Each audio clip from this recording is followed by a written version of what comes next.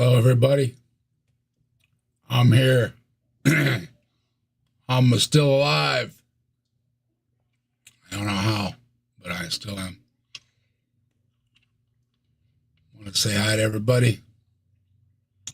Let you know I'm still alive. A rough couple of days. Been in the hospital. Fucked my ass up. But we're gonna get this shit together here. Forgive me if I don't got it all together. It's been a rough couple of days. Try and get it going here. All right.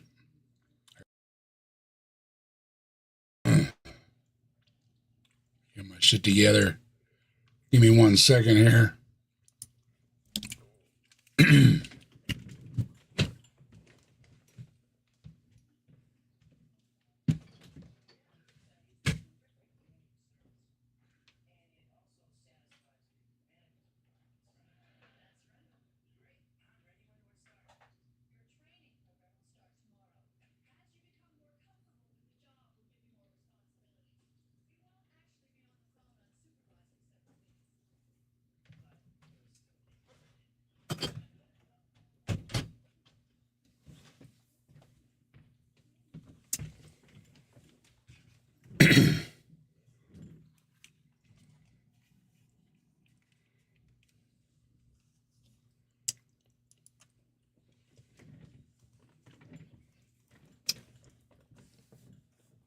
I kind of threw this together at the last minute, so spare with me.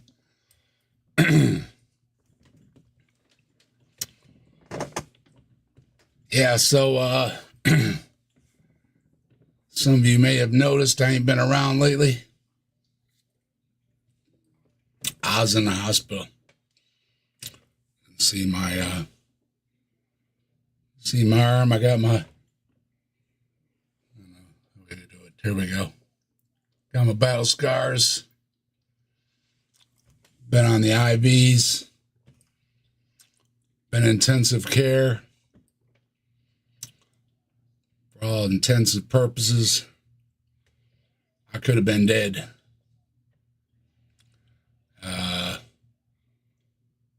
Little encounter with the Reaper, but I'm still here. And I said, fuck it. Now I'm gonna cuss tonight. Y'all ain't used to hearing me cussing. I'm gonna cuss tonight. Fuck that Reaper. Found out I got cancer in my brain. Got me good.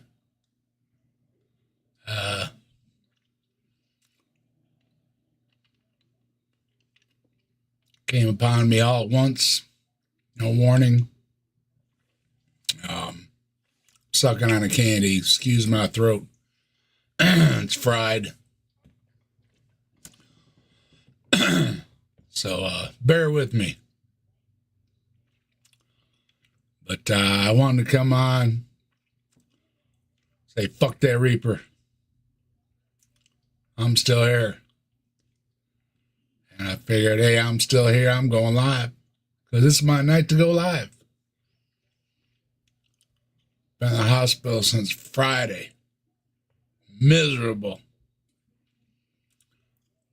For those of you that know I got long hair, you can't see the back. And I'm not going to show you. They had my skull open.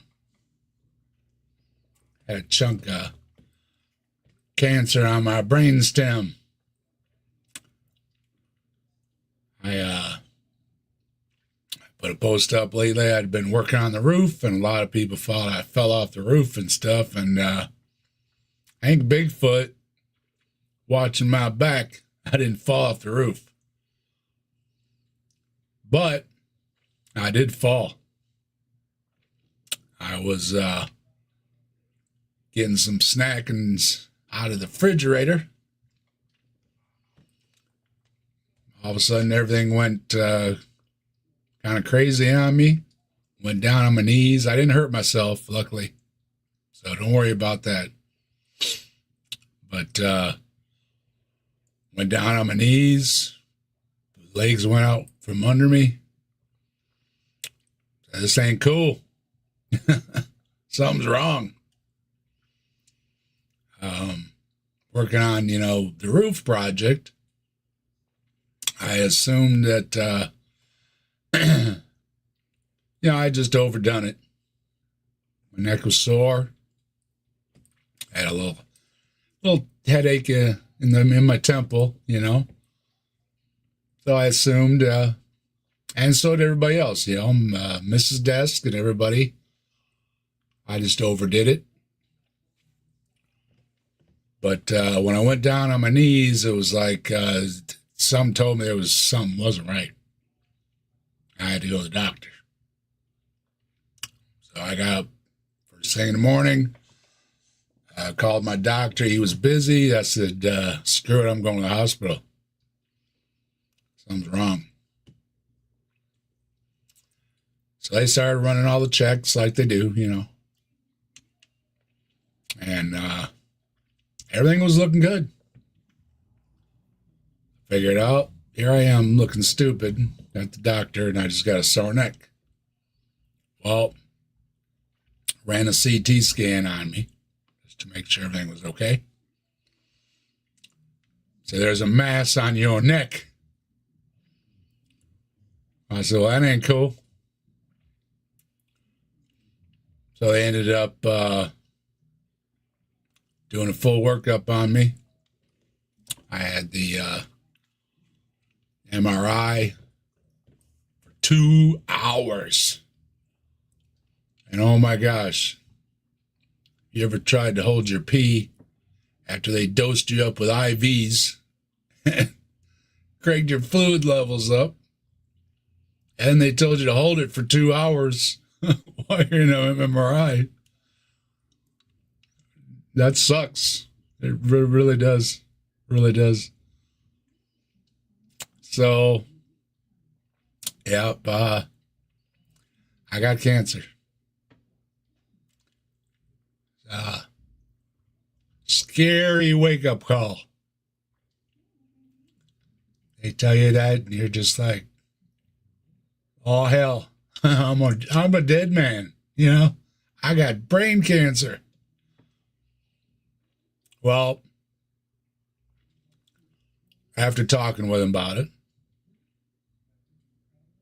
I said, Al, you can live for decades. You could die tomorrow. You could live for 10 years. You could live for 20 years. The way they're working on things now, they got so many treatments and everything going on. Who knows? Don't give up. It ain't the death sentence that they used to give you. So, I cried.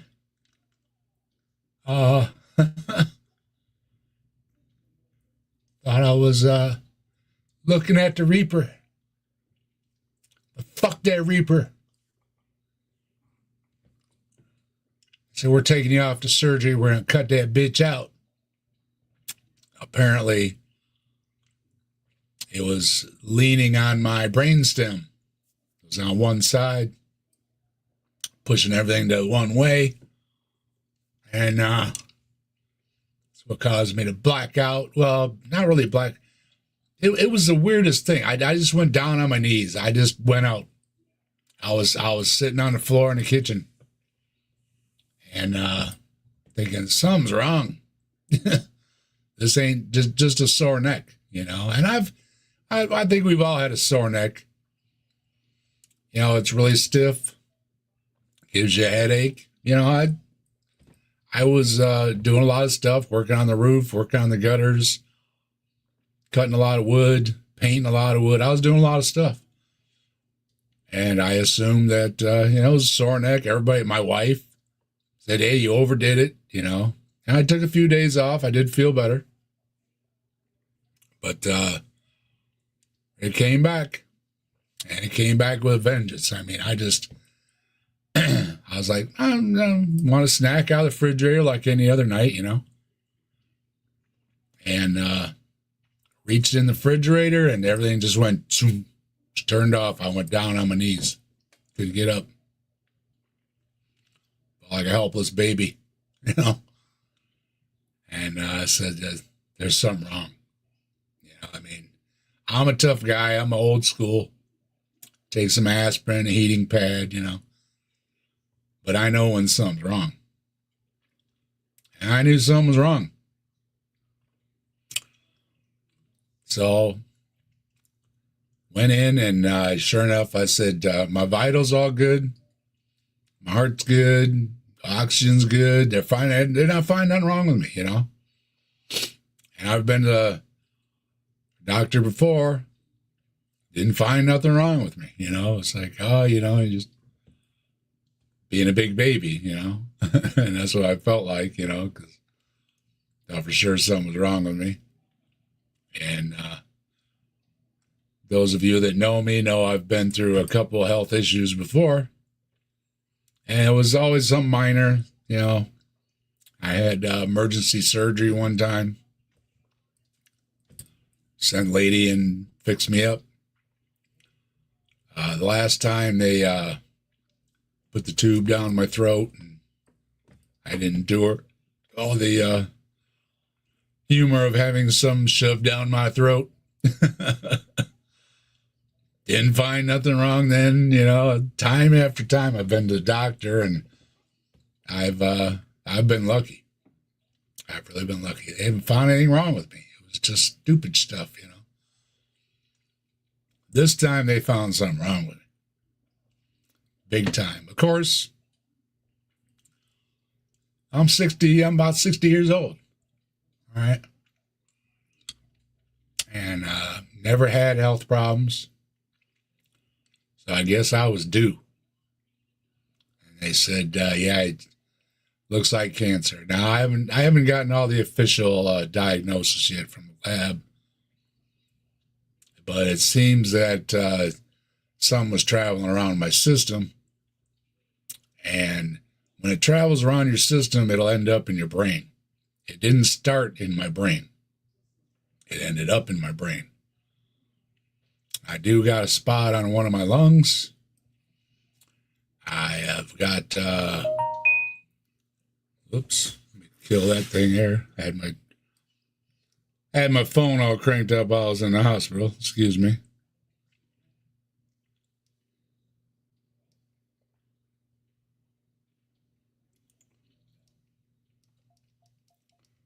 Turn that bitch down. And,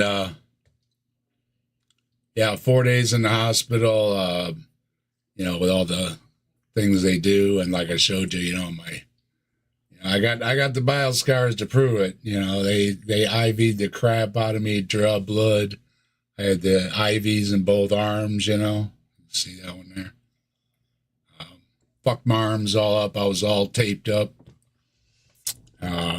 In the gown, full deal. I had some pictures I posted on Facebook and stuff, and yeah, a lot of us have been through it. I'm not trying to feel sorry. This isn't a sympathy stream. I've told myself, hey, you've been a lucky motherfucker. You've gone through most of your life. I've been hit by a van. I got attacked with a dude with a baseball bat. Took it to me. I've been in lots of rough and tumbles, and I've been very lucky. All right, I'm not complaining. I was due, and even with this cancer.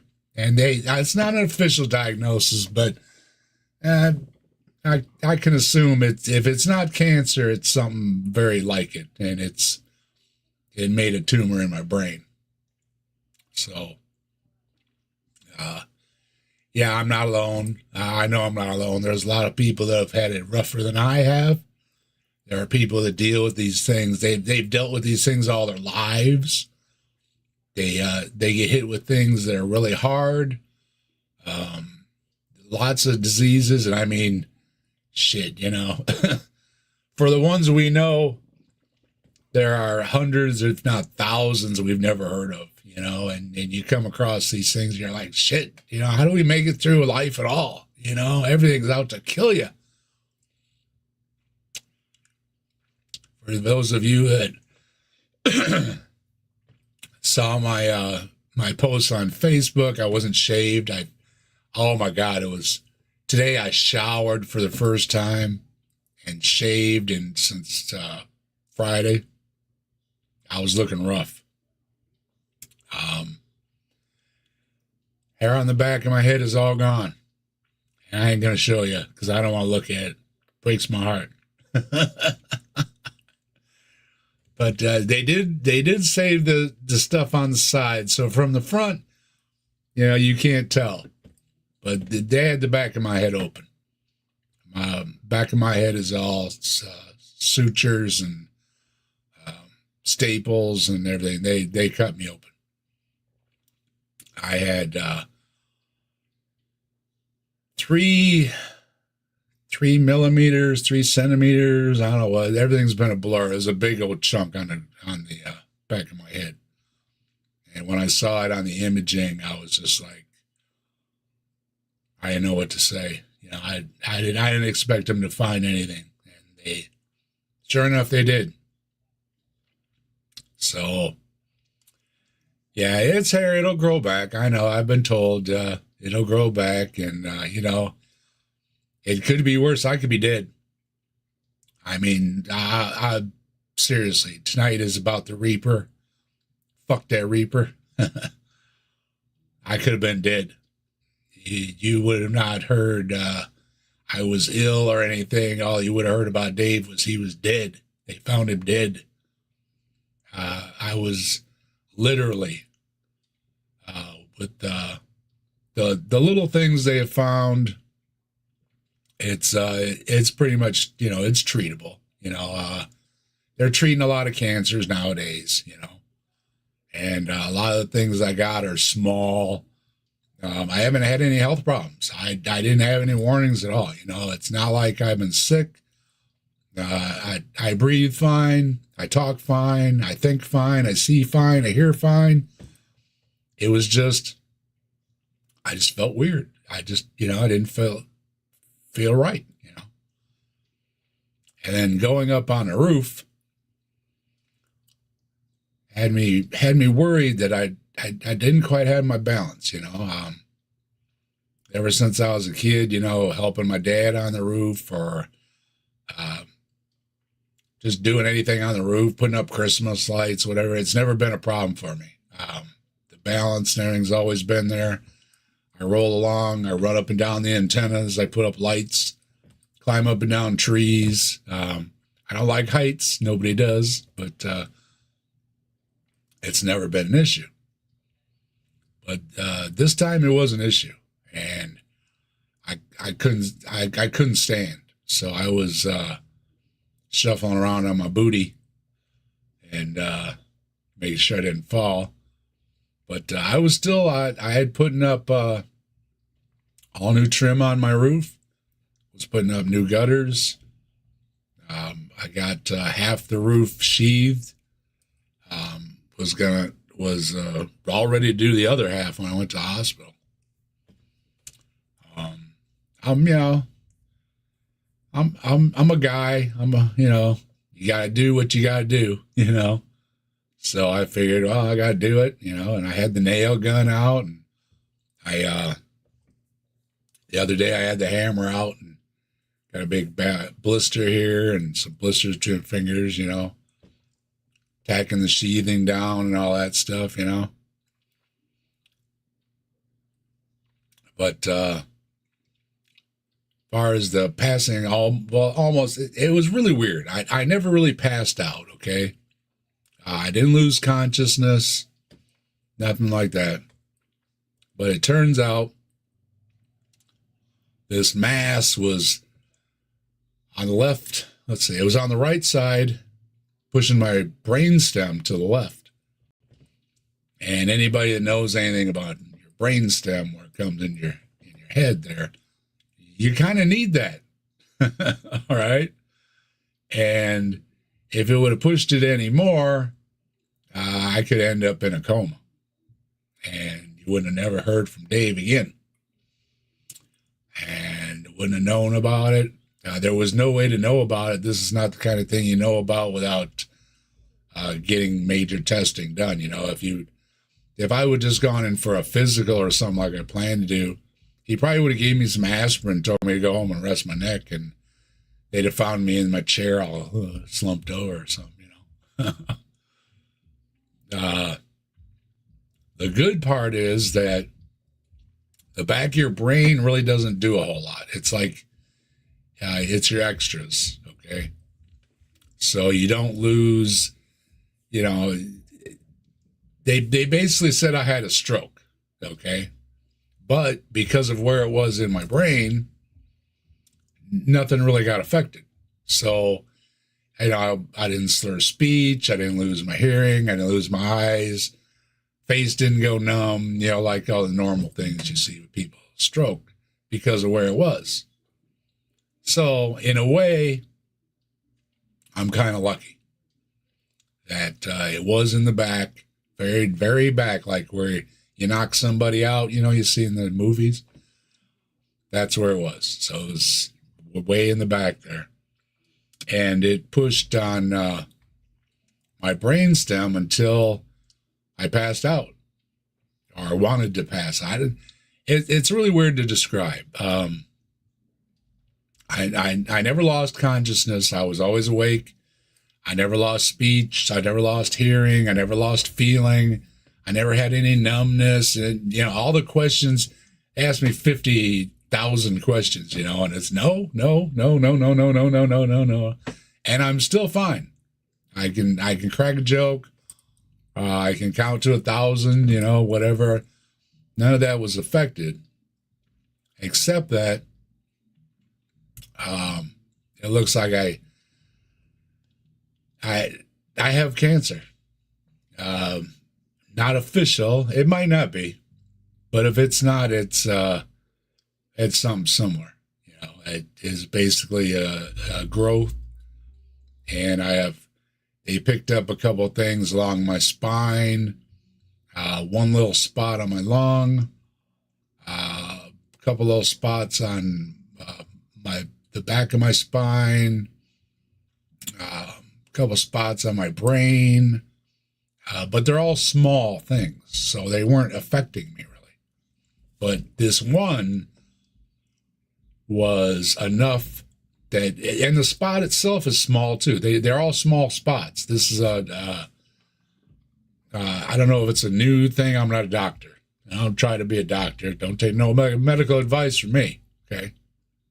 This is Minecraft land here. But from my understanding, the stuff is all small. But where it was irritated along my brainstem, it was the irritation part was large, okay? So the spot itself is just a little spot. But the irritation around it, you know how when you get swelling, you know, the swelling is what really messes you up. If you've sprained an ankle or anything like that, you know, it's the swelling, not the actual damage. You know, little bit of damage can cause a lot of swelling. And when it's around your brain, it messes you up. It really does.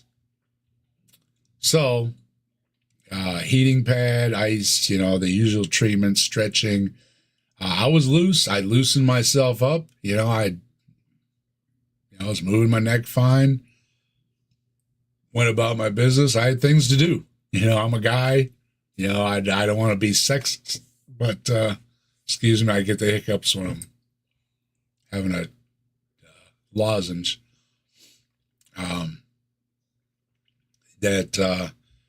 It's, you know, tough it up. You know, do the guy thing. And I'm not trying to be sexist. Forgive my language. If you don't like it, fuck off. All right. I'm cussing tonight. I don't cuss on my channel. I'm cussing tonight. Fuck off. All right. Be a guy. Tough it out. Got shit to do. Gotta get done before winter comes. So I did. I put the ladder up. Even though it was sore, I put the ladder up. Kept an extra hand on it. Hauled stuff up. You know, hey, Stephanie. And hey, everybody. Stephanie, Sam, Rex, Tilting, Jackie, Sydney. Good to see y'all. Rochelle, Jackie, Tori, Aunt Jer, Eric, Aunt Jer, BBS, or BS, Geo. If I'm missing anybody, I'm sorry. My eyes are a little goofy. I haven't had a lot of sleep the last few days. I was dreaming about people I didn't even know in my dreams. Doing, you know, all the weird things. Spooky, good to see you. Eric, if I seen Eric, sorry if I'm repeating things. I'm a little lost. Ambushed Apostate, Seth. Good to see y'all. And I want to thank y'all for the well wishes. So many folks sending me well wishes. Helped me through. I really appreciated it. Getting the messages on my phone. And let me tell you, I'm not a phone guy either. So being in the hospital, trying to keep in touch with you guys on the phone, I was trying to figure out how to do shit on my phone. Some of it is stupid. It's spelled wrong. Please forgive me. I'm a computer guy. You know, I'm a PC guy. So forgive me for the screw ups on there. I know there was a lot of goofy things. I felt really dumb. I didn't know what buttons were what, and trying to do stuff, you know, and as just on top of everything else, I was having all kind of problems with that, doing things on the phone, you know. I'm used to doing everything on the computer and StreamYard on the PC, and it really messed me up. Hello, Urban. How you doing? So I got, I was trying to keep y'all in touch. I didn't, you know, I left a message, and people assumed, you know, when things were the worst, I'd fallen off the roof because they heard about me working on my roof. Thought I broke my neck and all the kind of things. And I didn't want, you know, people worried and, you know, trying to get a hold of my wife and kids and everything. So I made sure to pass the word as best as I could that I was alive and well, but I was messed up. And I didn't let a lot on. Yeah, my brain will rewire itself. I don't really have a problem with my brain either. You know, it was just, I could have.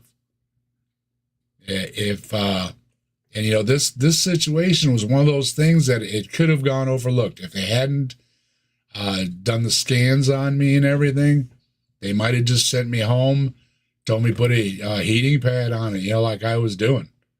And next thing you know, you could have heard about me slumped over, and there would have been no story to tell or nothing, you know. So I do look at it as a good thing that it was spotted. It's a good thing. I need, it, you know, for those of you that don't know, I'm a smoker. Didn't help. I did quit smoking. I threw all the shit in the garbage. I'm not gonna have another cigarette. Not gonna smoke any more weed. Fuck it. I called a dude up. I said, "Hey, I got a sack of weed here. Make me an offer and it's yours." You know, so not gonna smoke anymore. I know when I've been licked. I've never had any breathing problems. I've never had any COPD, nothing like that. I'm a kid of the 70s. You know, we went to rock concerts, we smoked, we partied, we passed joints. Hello, Simos.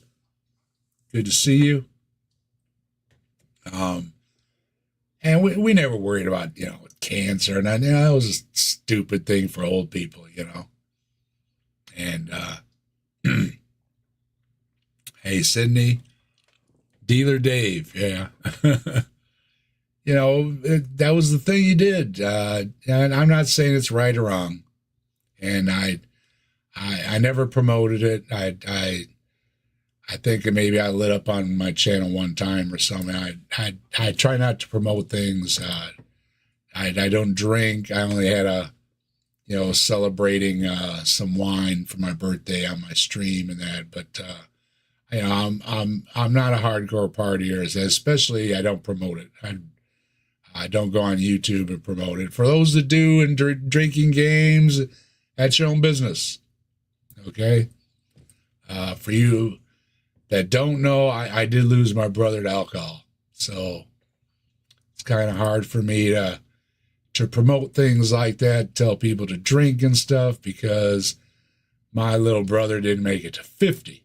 So, and I try to tell myself, I'm out of the family, I'm the only one left. My mom and dad are gone. My brother's gone. He is my only sibling. And there's not a whole lot of family on that branch of the tree. So I'm it. And I was trying to hang out for all of them. I lost a lot of friends over the years, car accidents, how life sucks. It's dangerous. And I always tried to live another day for everybody that couldn't, But this time, it caught up with me. And it caught up with me hard. So I wanted to let everybody know that I am still alive. I don't, basically they call it stage 4 because it's traveled around my body. But I don't have any issues. If I do have some issues, I'll let you know. I don't have any issues. My voice is a little rough from being in the hospital, but it's not because of being sick or anything like that.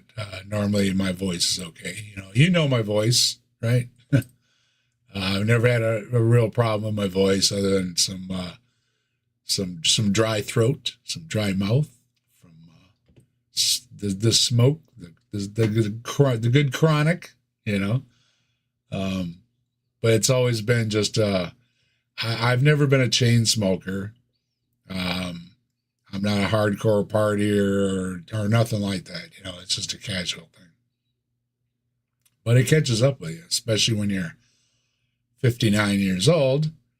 And, you smoke the chronic, and mostly it was the chronic that would bother me. It would take, you couldn't take a deep breath and stuff from the chronic. It wasn't the cigarettes. I'm like a pack a day smoker, and I can take them or leave them. There'd been times where I had things to do. I didn't take cigarettes with me. I'm not that kind of person. But smoking is not bad. It's bad for you.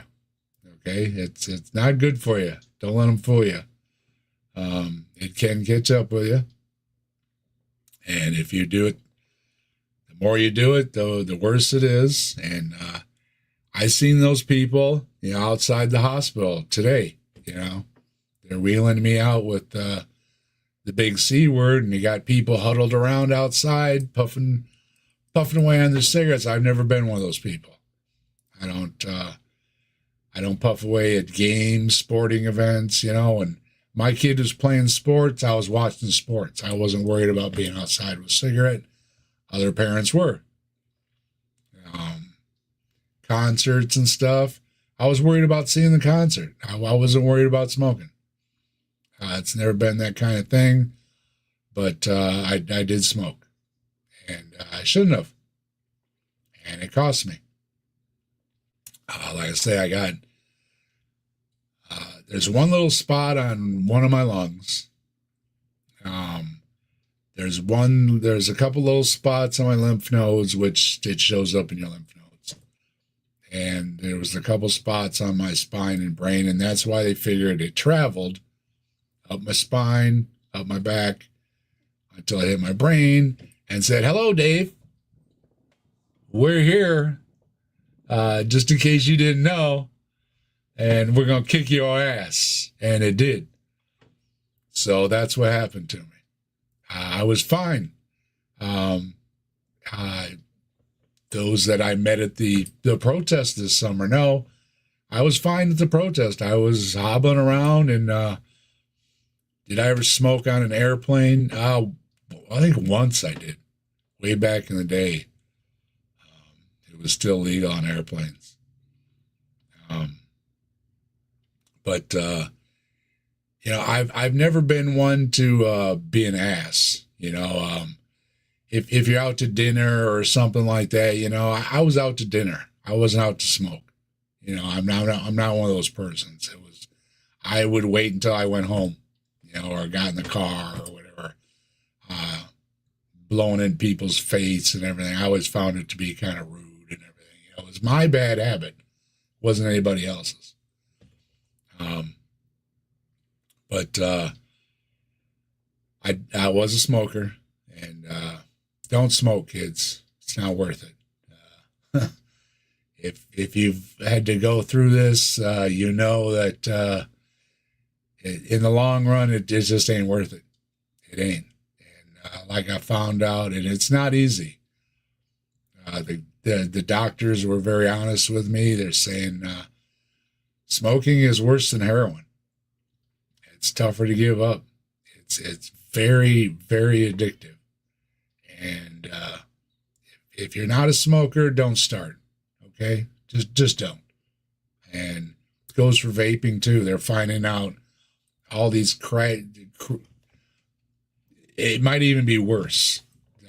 All the things they're finding out with popcorn lung and all this other shit all messing you up too. It doesn't seem like there's a safe way. I lost grandparents from smoking. I knew better.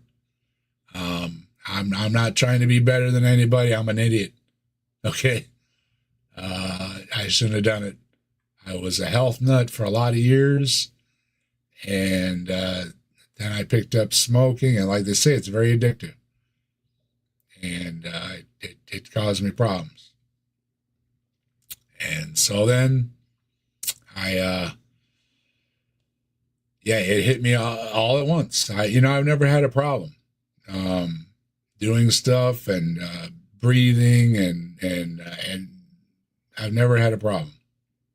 It was the dropping over thing that made me realize something was wrong. And especially because I was up working on a roof, I didn't want to fall 20 feet off a roof, because that would have been really bad. And I knew, that's the easy way to break your neck, break your back. If not just the smoking, you break your neck or something, you could be in a wheelchair for life, really messed up. Popcorn lung is 400 plus degree product. That I don't think the vaping's any better for you. I really don't. Good to see a skeptic. It's good to see a native and everybody dropping in.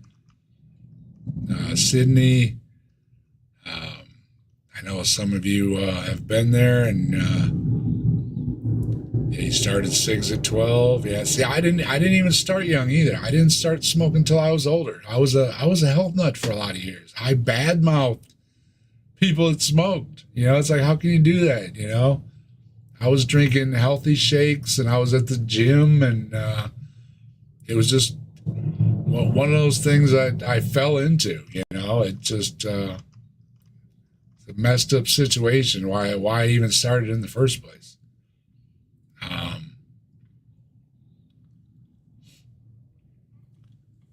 It says my mom died from COPD 15 years after she stopped smoking. Yeah, it still got her. That was the thing. My grandfather, my namesake, he chain smoked. My whole family did. when it was card night or whatever, the cigarettes and the coffee were just going. They all smoked, all drank coffee, except for my mom. My mom was another one. She didn't start until later on in life. It was never really an issue, but all my grandparents did. Christmas time, everybody got cartons of cigarettes wrapped up. They all smoked. It was the day of the smokers. And even when we learned it was bad for you, well, people knew it was bad for you. But when they started outlawing it and everything, and people said, "Oh, it's just smoking. Don't be such a wuss." And then we were just talking about John Wayne the other day. Turned out John Wayne, that dude chain smoked, but they think what got him was the fallout from the testing the bombs. It wasn't even smoking. After all the chain smoking he did, it was other things. And in the environment we live in, it doesn't help you. I mean, there are so many toxins in our environment. We've introduced so many toxins into our environment. We do so many bad things to ourselves.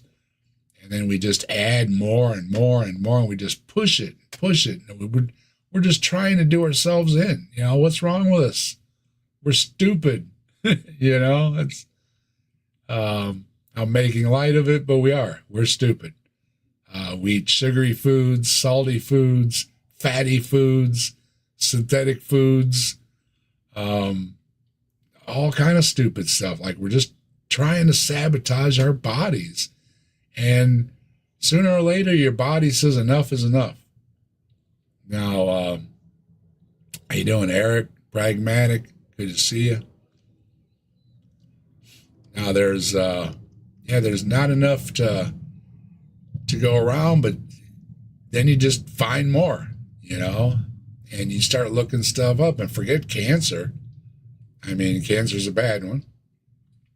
But there are books and books and books of diseases we have basically created for ourselves. We're just trying to do ourselves in. And I don't want to be holier than thou. Never been like that. I've always admitted my flaws.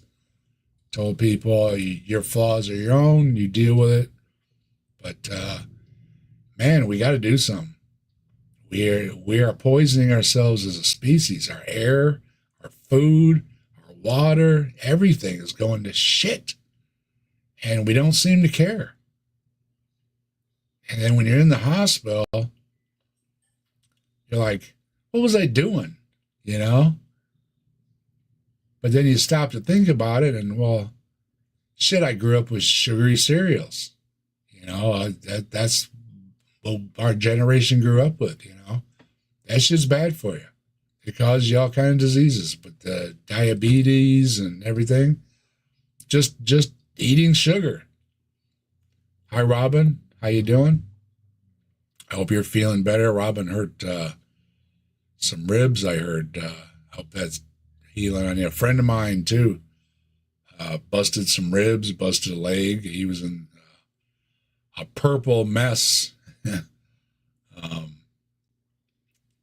he's spent all summer. He's still all wrapped up, bad shape. So I hope you're doing good. But doing all those kind of things on top of it, and then with the smoking, with the sugar, with the salt, with the alcohol. Now they're finding out, even they used to say, "Oh, drink a little bit of alcohol; it's good for you." Now they're telling you just a little bit can do you in. So all of us that have been just, your so-called teetotalers, where you're not seriously an alcoholic or anything. You don't have to be. You can just have a beer or two a week, and that's enough to mess you up. Now, it won't be right away, but when you start to get to be my age, it this shit catches up with you. And it's unbelievable how these little things are really that bad. And on top of everything else, our environment is all messed up. We've got all the microplastics now. Who knows what they're doing to us? Our bodies, they're finding them in our cells and everything else. We're full of plastic. We're not supposed to be made of plastic. And we're full of plastic now, too. There's so many things that we're doing to ourselves. And again, I'm not trying to be holier than thou. But stop to consider it, people. Think about it. Think about what you're putting in your body. It's not supposed to be there. You aren't supposed to have all this sugar and all this salt and all these things. These are all man-made, so to speak. They might be natural, as it were, but the way we take them in isn't natural. We've lived around, campfires for a long time, but we aren't supposed to directly inhale it. And we've taken to directly inhaling the fires, directly inhaling the toxins. And I mean, shoot, as little kids, skull and crossbones, bad. And we look at skull and crossbones and we go, fuck it, I'm going to put some on my hot dog and scarf it down, It's like, when did we think that this was a good thing, And again, I'm not holier than thou. I'm as guilty as anybody. I ate margarine, sugary cereals, sugary pop, salty foods, greasy foods, fast foods. One of the things I had done away with recently was a lot of the greasy foods because it was getting to my stomach. And I wasn't having, it wasn't putting me down, so to speak, or whatever, but I was noticing it. And that, I would eat too many French fries or something. It's like, man, this is not good for the body. It just ain't. And I was realizing it without being lab tested or anything, but yeah, it's messing us up, people. It's messing us up. So do what you can, help each other out, take it out of people's hands, I wish my sister-in-law would have took the drink out of my brother's hand, literally just took it out of his hand and dumped it down the drain. And if he didn't like it, too bad. It's like, listen, you stupid, it's bad for you. And we need to start doing that more. We need to start telling each other more, you're an idiot. I mean, look what you're doing to yourself. The body isn't for this. It can't metabolize it. It stores it and keeps it for another day, and then it throws it all at you. And then you're spending 4 days in the hospital in the ICU. And that ain't no fun. I didn't get any sleep. You've got a lot of people that are in far worse shape. And I'm not making light of that either. There was a lot of people in there. Can't breathe. Can't eat. Their stomach hurts. Their leg hurts. Their head hurts. Their back hurts. And it's all self-induced. Now, a lot of them have what you would call medical issues, but when you look behind it, it's a lot of self-induced. It is. They wouldn't be in these positions if they hadn't done these things to themselves, if they hadn't eat these things, if they hadn't drank these things, if they would have listened to their health teacher in school and actually done some of these things, and very few of us do. I know there's a false front. Hey, skeptic, how you doing? Urban. Anybody else I missed? Hello. I've been rambling on a bit. We know better, people. We do. What is wrong with us? You know, why are we so stupid?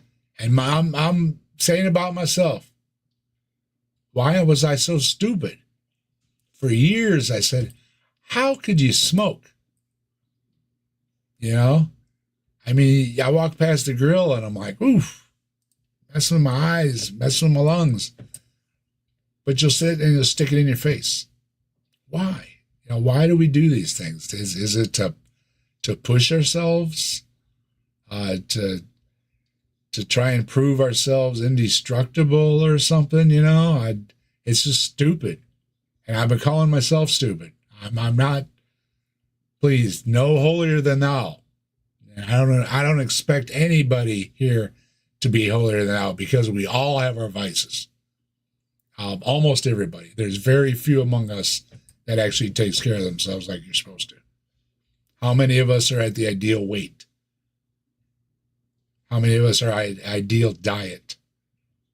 How many of us don't drink alcohol? How many of us don't smoke? How many of us don't do drugs?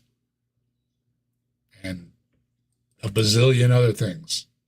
You know, I'm preaching to the choir. You know you're guilty. You know what you just ate. You know what you just drank. You know what you just smoked. Bad for you.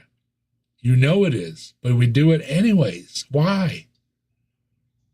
Because we've reached the point in evolution where we think we're just above it all. We're not. We're not. It gets to you. It may not get to you right away. Some folks it does. Some folks it puts them down right away. Some folks it waits till they're 90 years old. But it'll hit you. Now, I'm only 60 years old. And I always figured, well, it's going to hit me, it's going to hit me when I'm 70 or 80 like it did my grandparents, Hell no. 60 years old, they're finding spots. And maybe they didn't know about it in the past, with modern imagery and stuff, the modern CTs and the MRIs and the ABCs and 1, 2, 3s and every other kind of system they got now shows up plain and clear. And the old-fashioned X-rays and stuff, maybe it's just a little blur and a little fuzz, and maybe somebody's dirty thumb was on the X-ray film, and you kind of, passed it off. But there's no denying it now. We can see it. And with the MRI imaging they're doing now, they do layer by layer by layer, and they showed me. See, Dave? And there's no passing it off. It's clear that I did it to myself. And it might not have been the smoking, or not the smoking itself. It could have been a lot of things. It could have been environment. Like I say, our environment is terrible. Terrible. We got people making jokes about electric cars. Have you ever stood behind the tailpipe of a car and told yourself that was good to breathe? I mean, come on. It's no better than smoking a cigarette. I make jokes cooking stuff on the grill. I like the taste. It's carcinogens. I know it is. It's bad for you. We have to do something. I mean, we can't say, oh, but it tastes good. Yeah, but it's killing us. And yeah, I've been talking about it lately. Been talking a lot about it lately. I had a lot of teary moments about my mortality, talking about things and getting it out. And, you do it. When something hits you, you talk it out, The tears flow. But seriously, cooking on the grill is bad for you. I like doing it. Why do I do it? Because it tastes good and I'm not worried about it killing me? There's something wrong with our thinking. We've gotten totally screwed up in our thinking that some flavor is worth years of misery of your life? How does that add up? It doesn't seem to, unless you're only going to live to 40 or 50, then I guess so. But if you're planning to be around for your grandkids and your great-grandkids, you ain't going to be. I got news for you. And if you are, you're in assisted care, somebody else is wiping your butt for you. That's no way to live. I mean, seriously, who wants their butt wiped for them? I don't. I don't want my kids to have to wipe my butt. I had to wipe their butt because that's what you do when they're little. But nobody wants to turn around and have a grown adult having their butt wiped. You want to be able to take care of yourself. Get to a point, and you're too old to go on, and it's going to happen to all of us. I'm not making jokes about it, how we're going to be immortal or something. Something's going to do you in. A friend of mine, his father was very healthy. Was an athlete his whole life. Had a massive heart attack. Put him down. Man was broken. It was sad to see. He was a healthy person. I know another guy, stepfather of a guy who was a runner. Guy ran. You're like, wow, this guy is doing it right. Eating salad, running marathons, going to outlive all of us. Hell no, he had a massive heart attack. Totally shut him down. Shell of a man. Never was the same. And it's cruel. You try to do the right thing, you're shut down. You party all the time, you're shut down. You're overweight, you're shut down. You have a drink on Saturday night, you're shut down. We got to do something, folks. This. I know the night watch. I usually like to have a good time, and life is hard. It is, and this is one of those shows that it's laying the cards on the table. Life is tough, man, and we have to do something, or we're going to do ourselves in as a species. I think we are seriously going to do ourselves in as a species. It's not just a health issue. It's a species issue. We're gonna push it and push it and push it. And the things we're pushing now, I mean, we're pushing the environment. We're pushing our very cell structure. We're pushing our DNA structure. These things are not good, folks. It can't be. It can't be. We've seen what has happened in the last 100, 200 years to ourselves. Imagine another 100, 200 years of it. Imagine the chemicals, the microplastics, all the things that are affecting us and passed down, to our kids, and giving them problems that they didn't cause themselves. So excuse me. I've been trying to drink water too. There's another thing. I found out water, you're supposed to drink like 8 to 10 glasses of water a day.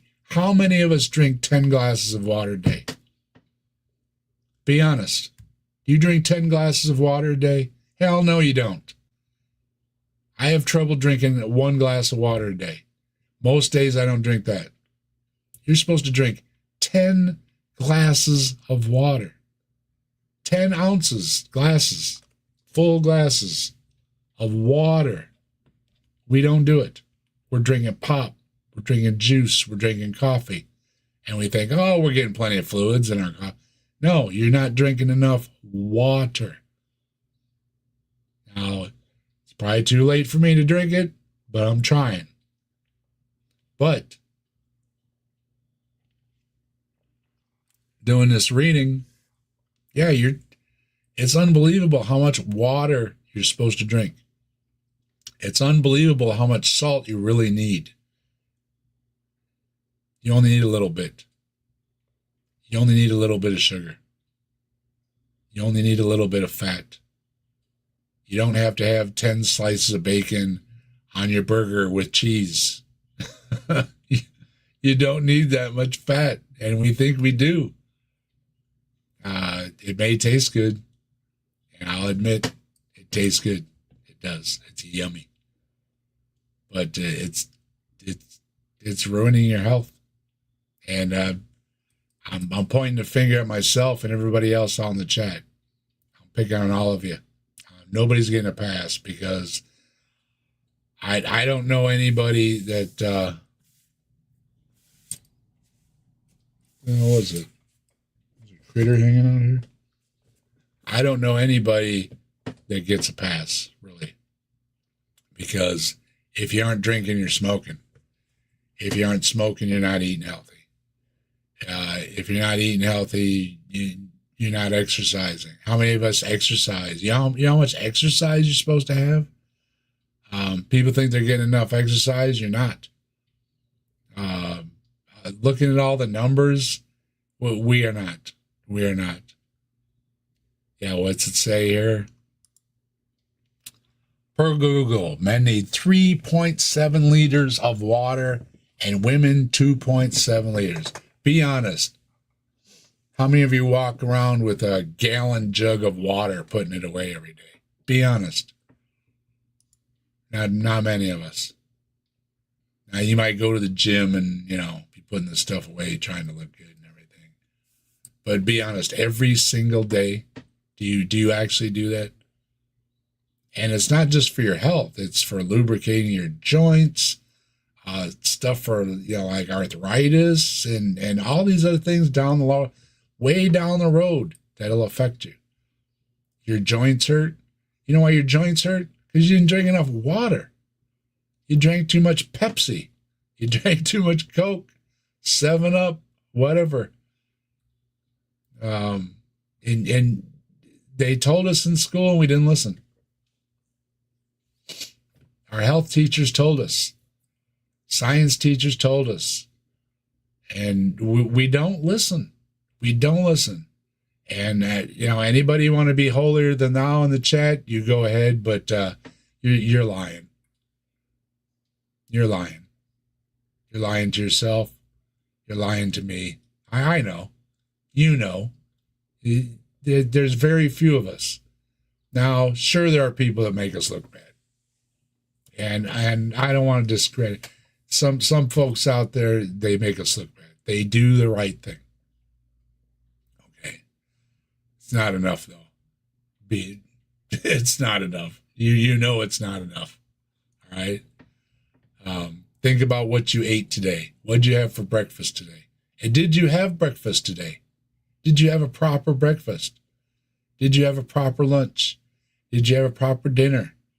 Did you have the roughage, the fiber, all the grams and milligrams and everything else that you're supposed to have? Did you have all that? Can you look at me? Can you look at yourself? Don't look at me. Don't tell somebody else. Don't fool somebody else. Can you tell yourself that you had enough today? I bet you can't. I bet almost every one of you cannot honestly look in the mirror without it cracking and shattering when you lied to it and said you had enough water. You did enough push-ups. You did enough sit-ups. You had enough fiber. You had, you didn't take in too much sugar, salt, fat. No, you did. You did. Even when you're trying to drink something healthy or eat something healthy, look at the packaging. And I'm blaming the companies that make stuff too. They make stuff that's supposed to be healthy for us. Read what's in it. It ain't healthy. It's not. They're telling us it's healthy. It's not. Now, I can't save the world. Hell, I can't save myself. But somebody's got to, or we're doomed. We're doomed to be an unhealthy, wobbly, sick, diseased, pathetic excuse for a species. And I know we talk about evolution a lot. We talk about humans a lot and how we're the pinnacle of so-called creation. Really? By what we do to ourselves? I mean, if you, let's say you paid for a person and you got the bill of goods, you know, all the stuff that comes with the person you're buying, and then you feed it and abuse it and infest it with all kinds of god-awful things, and you really think you're doing it good? Now, our bodies are pretty resilient, and most of us can take a lot. We can take the sugar, and we can take the fat, and we can live to in our 70s, 80s, 90s, fairly healthy. Of course, a lot of people have heart failure. A lot of people are taking Prilosec. Look at all the ones that are taking all these stomach medicines just to keep these foods down inside of ourselves. We have to take medicine to keep the food inside ourselves because our body is rejecting the food. And we aren't getting the message. And again, I'm not exempt. I'm stupid. I've had the stomach aches, and I said, oh, gee, I'm going to take some Tums so I can have another one. We've all had those parents, like my mother. She say, boy, every time I eat this, it hurts my stomach. Every time she eats it, it hurts her stomach. She admits there's something wrong with this food, but she can't help herself and would eat it anyways, even though it affects her terribly. What are we doing? What are we doing? Yeah, the human body's a mess. I agree. And we're not helping.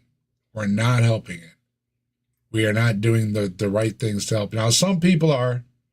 I'm not going to rag on everybody. I often get accused of, and a lot of us do, you know, we rag on people with religions and stuff.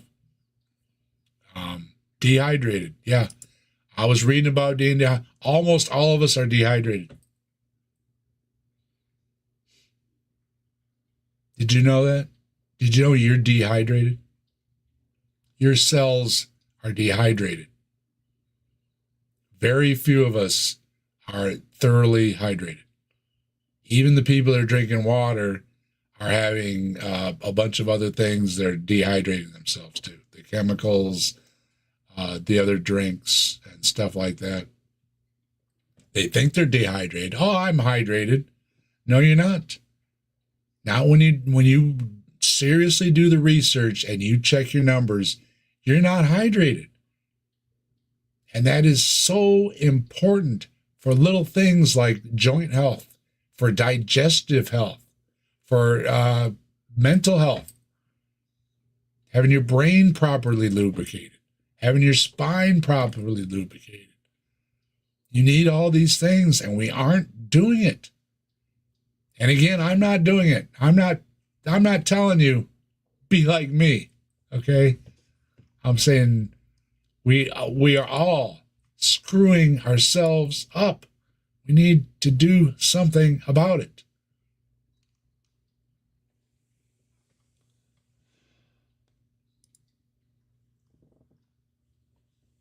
If you wait until you're thirsty to drink, you're already dehydrated. Yeah, I found that out. You know, I've been one of those people that, hey, my pee looks a little dark. I better have something to drink. Well, you're too late. You know, it's like putting oil in your engine when it's run low. You know, the damage is already done. You've already worn away metal parts. Putting oil in now, it gets you down the road, but the damage is done. I have 2 large cups and 1 small bottle on my desk. Largest is large tea and Taco Bell Pepsi. My water's not even open. Still have the cap on it. Yeah. And you know you're supposed to be drinking it.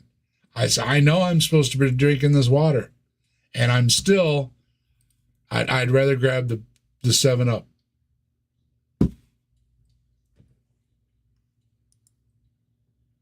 I'd rather grab the tea. Put some honey in it. I'd rather have, I've learned here that if you want to have hard candy, have some hard candy. Buy a good old bag of old-fashioned hard candy without all the crap in it. And it's better for you. All these candies they're selling you with the 1,000,001 flavors and they're all gummy now and blah. No, good old-fashioned hard candy that your grandma used to eat is better for you because of the stuff that's in it. And that's why I bought a bag. I bought a bag of good old-fashioned hard candy. If you're going to have hard candy, you're better off to have the old-fashioned kind. None of the new ones are any good for you. Reading through these things, they're not good for you.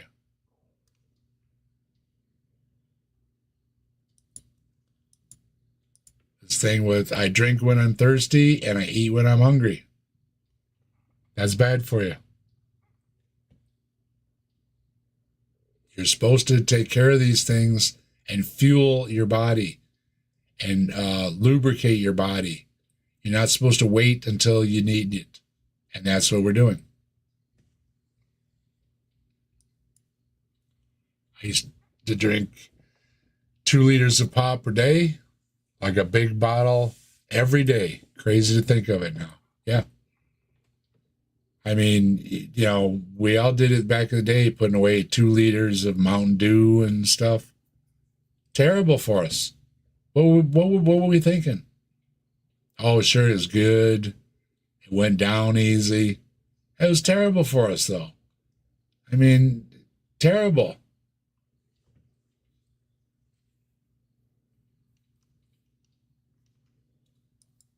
Look through the chat here. I'm in my 30s, never smoked in my life. Drink occasionally, play football once a week. I eat lots of sugar and flour. I need to make some changes. Yeah, see, you don't smoke, but you're eating the sugars. That's the thing. It's like, you know, it's easy to point a finger, oh, look, the dummy's smoking. You know, and I'm one of them. I should have never picked up the dummy cigarettes. Again, for years, I called people dummies that smoked, and I knew they were dummies for smoking. But I was drinking pop, and I was eating a candy bar, calling them a dummy for smoking. I have, we all have friends that drink.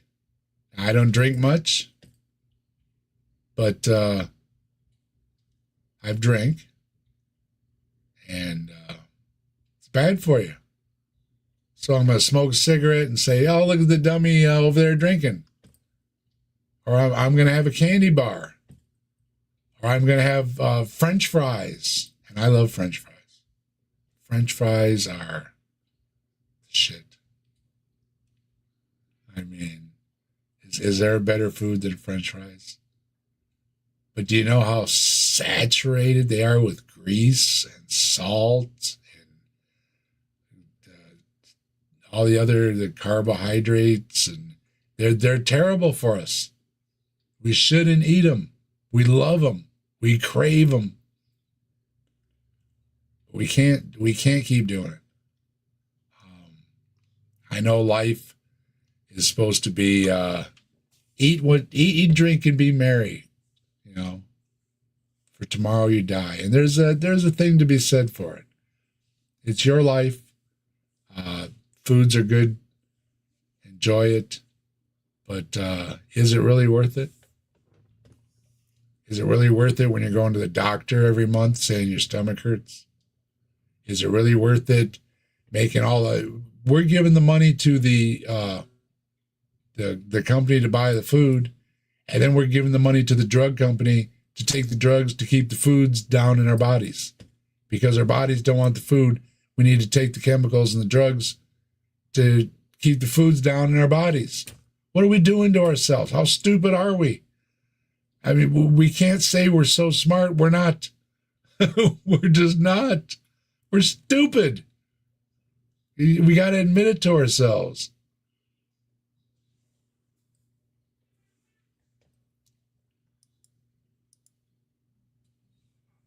Foods you can eat also provide some of this water. That is true. Doing some reading, there are, juices and teas and whatnot and stuff. The problems are the additives that they put in that you find out are bad. So while they're sneaking the good things past you, they're also sneaking the bad things past us. So, we aren't winning out then either. So you say, oh, well, it's got some good things in it. Yeah, but it's got all these bad things in them too. Cripe. I mean, how can we call ourselves so intelligent when we can be so stupid?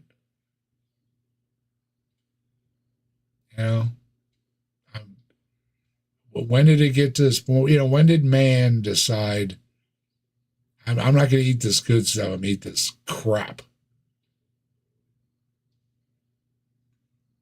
Not good. Not good. Read the packaging. You read the packaging and you'll find out it's not really that good for you. It might be misleading. The graphics on it might be misleading. The commercials may be misleading. Oh, this person is so healthy eating this. And then you read it. And even if it has healthy things in it, they're sticking all these chemicals for flavors and preservatives and everything else that are terrible for us. So even if the food originally had any worth to it at all, we ruined it by all the stuff we're injecting it with. And we fool ourselves thinking, oh, well, I'm eating good. I'm eating something green. Yeah, the only thing green in it is the additive that's artificial that they stuck in it. It is not green anymore.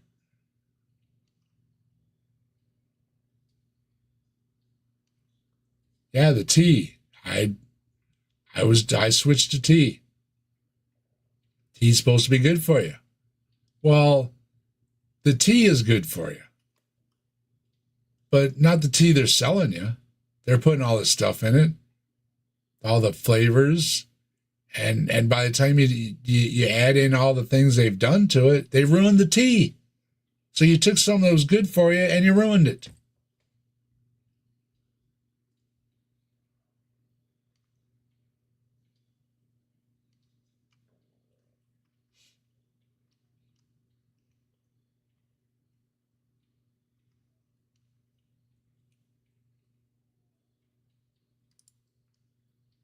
Everything is killing us. Sex is the only healthy one. Yeah, but you know what? By the time you get done eating a lot of these foods, you can't have sex. For the guys out there that aren't getting a good hard on, you know why? It's just the food. You're not lubricated enough. You don't have your junk lubricated enough. Your woman isn't lubricated enough. That's why she has to use lube. Why they have to sell sex lubes.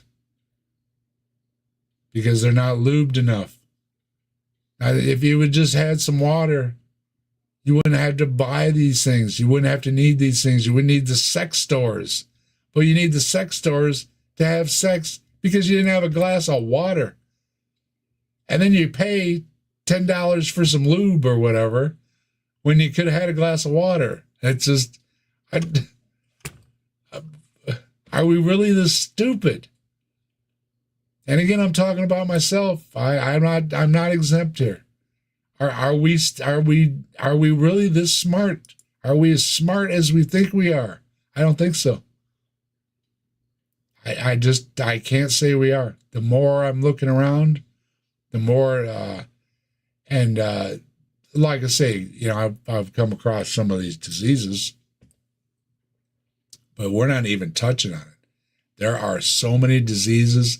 There are diseases we're creating that shouldn't be bothering us, and we're creating them because we want to be sick.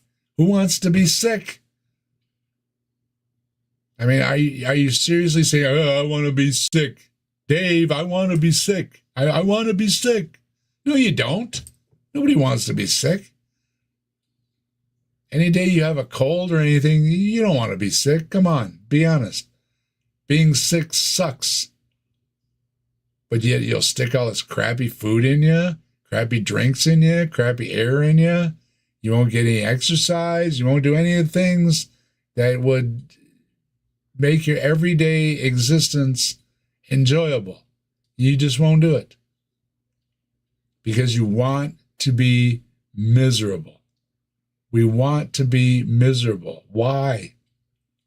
What is the psyche here? Is it, oh, well, I like the candy bars so much that it's worth being sick my whole life. I like the hamburger so much it's worth being sick my entire life. I got the hiccups again. I've never had the hiccups. That's another thing. With this, dealing with these health problems, taking all these medications, I found out medications give you the hiccups. You know what the hiccups are? They're an evolutionary leftover. Excuse me.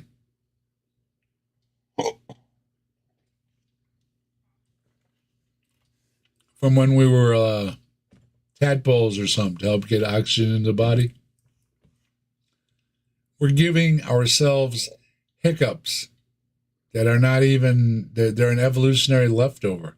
We're giving ourselves hiccups. Taking all these medicines. And I've noticed, sorry, excuse me. I've noticed recently that, especially being in the hospital and, just coming at you every couple of hours, giving you this pill and that pill. And I had hiccups the entire time I was in the hospital. I haven't had hiccups this much in my entire life. Taking all these medicines, and now I got the hiccups. This can't be good either.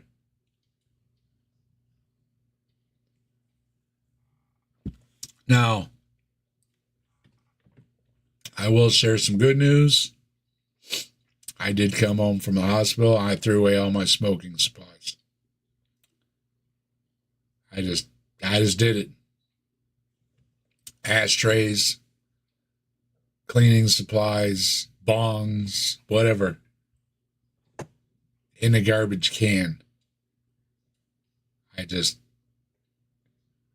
And not just because I'm sick, but because I'm sick of being stupid.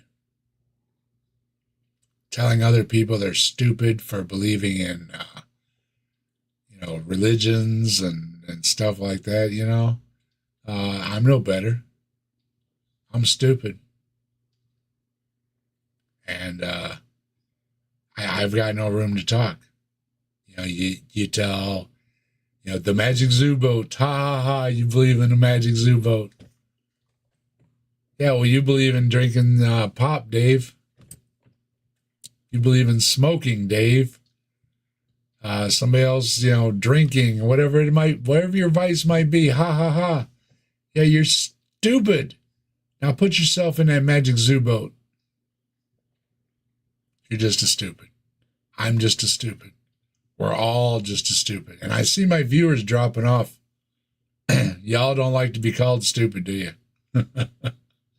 Y'all don't like to realize that you're stupid. You don't want to hear it. I started out with a lot more viewers. I watched the viewers drop off. And that's the problem right there. We don't like to hear it. We don't like to hear it. We don't like people telling us that we're stupid. And I don't like it either. I mean, if somebody was calling me names, I'd be tuning out too. And I fully understand. Tilting Windmill, I'm stupid as hell. Yes, you are. Let's see here. There it is. We're all stupid. We are. And I know we are by watching the number count drop down there. People don't want to hear it. They want to go to a channel that says, you're not stupid, they're stupid. You're smart. You don't believe in a magic zoo boat? As you pour down that 2-liter and chase it with alcohol and some French fries. Those people are stupid. No, we're just as stupid. We don't have any room to talk. We can laugh about it, and I laugh about it. It's funny. We tell a lot of jokes. It's funny.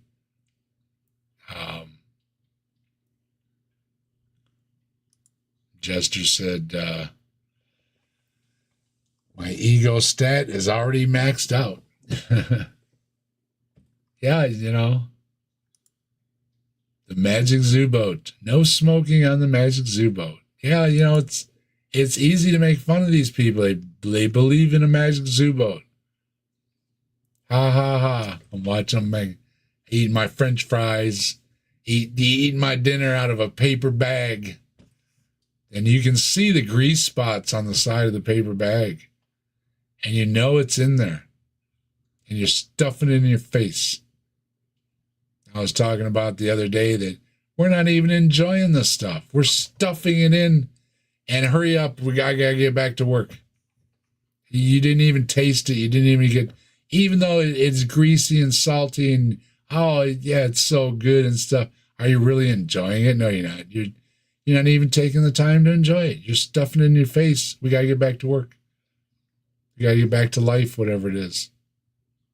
So we can't even make the excuse that we're enjoying this terrible food because we're stuffing it in our face so fast, we don't even have time.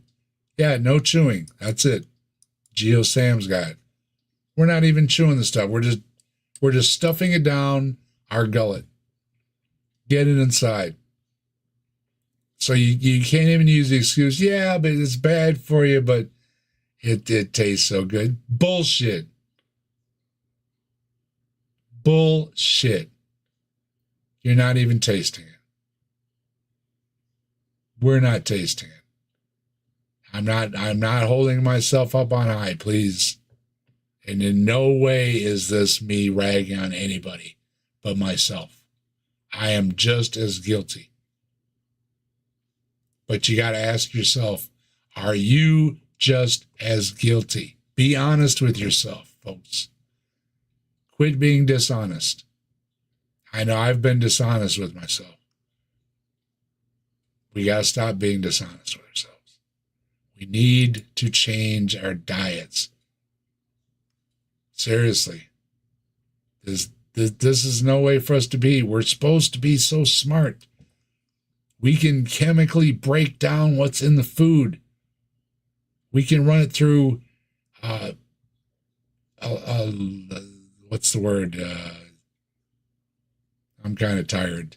It's not the day for big words, but you know the machines. We can run it through the machines to know what's in this food, and we know it is no good. It's no good. Please, please.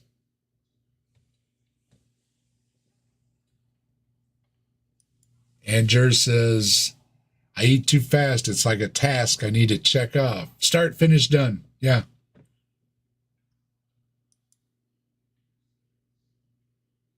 So even if it's if you're trying to justify, oh, but I like the chocolate and I like the grease and it's so good, and you're lying. You're lying. You're not even tasting it. You're not even taking the time to enjoy it. You're shoving it down their gullet. I'm shoving it down my gullet. Tilting's shoving it down their gullet. Geo's, we're all doing it. And we're admitting it. We're admitting it. We do it. We're not chewing it.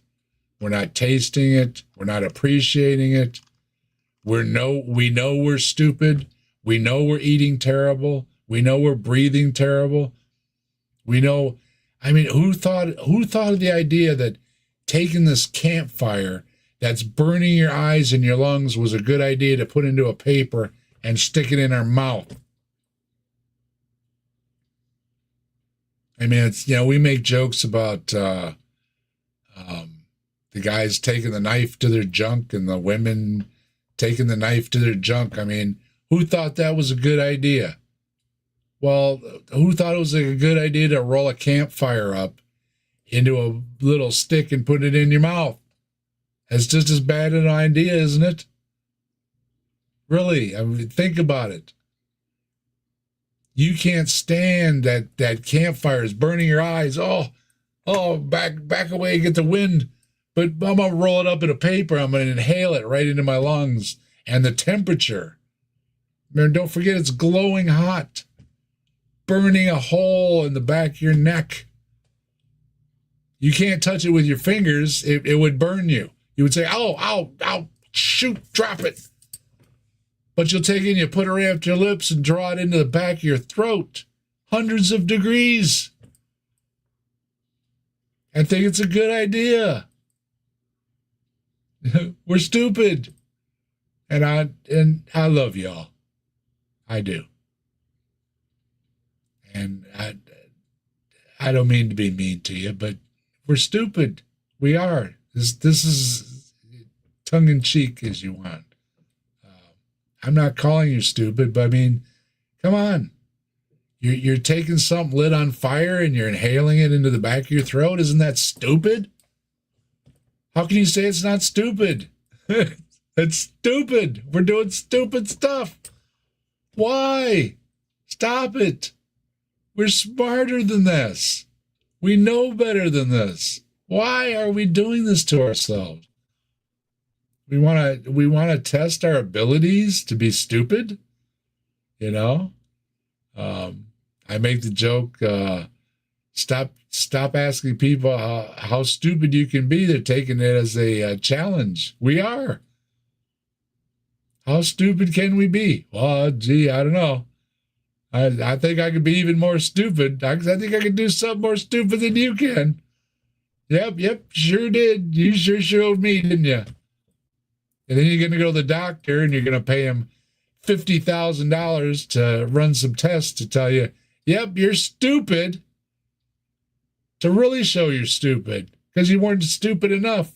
Now you have to, and we've all seen the medical bills. I can only guess what they cost to run the testing on me. Tens of thousands of dollars to tell me I'm stupid. I'm paying a doctor a lot of money to tell me I'm stupid, that I already know I'm stupid and I did something stupid. And just to show how stupid I am, I paid him tens of thousands of dollars and I spent 4 days in the ICU to prove how stupid I am. And y'all ain't seen the back of my head. I just can't do it. I 3.5 years of growing this out, and I love my hair. It's all long and luxurious, and it looks really good until you see the back of it where it's all shaved and stapled on the back of my head.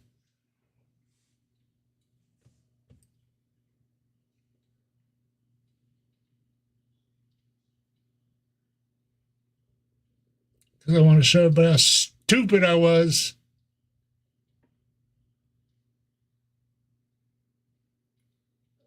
should show them, didn't I? Ha ha. Look at how stupid I am. We need to start calling each other stupid more. I know we're supposed to build each other up, and it's good for you. It is. I understand. It's not healthy to call each other stupid. You know, it's healthy to build each other up, but I think it's also healthy to tell each other we're being stupid when we're being stupid. We're not being smart, folks. We are not.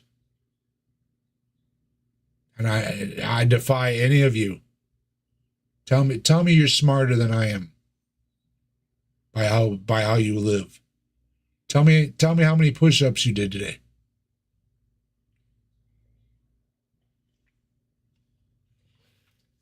And I don't mean the one guy that goes to the gym. I mean in mass. How many of you did enough push-ups today? How many of you drank 10 glasses of water today? Or for the women, it's like 9 glasses. And think about it. Breast milk for your babies. Water goes a long way for breast milk for your baby. For your baby. And you're denying him or her lubrication with your breast milk? Being a good parent? Are you really being a good parent? No, you're not. You're being a sucky ass piece of shit. You think you're doing good. Hey, I'm breastfeeding my child. I'm better than you. You breastfeeding them some crap. Not water, which is what they need. They're a growing, developing being. They need water. We are made of water. Our cells need that water. And we're growing up babies without water. And we think we're smart? We know they need water. And we're being stupid to our offspring. Come on. Admit it. You're being stupid. I'm being stupid. I'm not saying you're stupid. I'm being stupid. My wife's being stupid. My parents were stupid. My grandparents were stupid. My aunt and uncle were stupid. My friends were stupid. We were all stupid. We have to admit it. We have to do something about it. We have to tell the companies, hey, I'm sick of being stupid.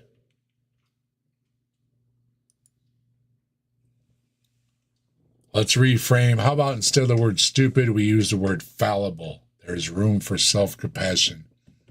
We are only human. Excuse me. You see the hiccups. I'm taking so many medications. I'm taking medications I never had even heard of. I've got more medications running through my body than a Grateful Dead concert. And yeah, we can use nice words. But I want to tell people they were stupid tonight. I use plenty of nice words. I use plenty of non-cussing words. Well, fuck it. Not tonight. Fuck it. We're fucking stupid. I'm saying it for effect. And yeah, there are better words. I always try to use better words. People that watch my show know I try to use better words. I've told my kids many times, use better words. There are so many words in it. We have a wonderful language, and we should use better words. And normally, absolutely, I agree with you. But that's not what tonight's show is about. I'm not having fun. I'm trying to get a point. And if there's only, only 9 people watching. This is probably my worst stream I've ever had. You see how much people don't want to be told? Look at the numbers. Look how many people are watching right now. If I was doing a stream and calling the Magic Zoo Boat people names, I'd have a lot more viewers. And we'd all think high and mighty of ourselves. And what good did we do, though?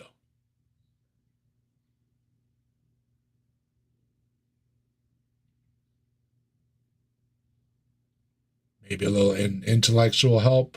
Maybe a few people realize, there's no Magic Zoo Boat. But how many people drank a glass of water? I think we really need to work on getting people to drink a glass of water. You want me to play the Magic Zoo Boat video? Drink a glass of water and I'll play the Magic Zoo Boat video.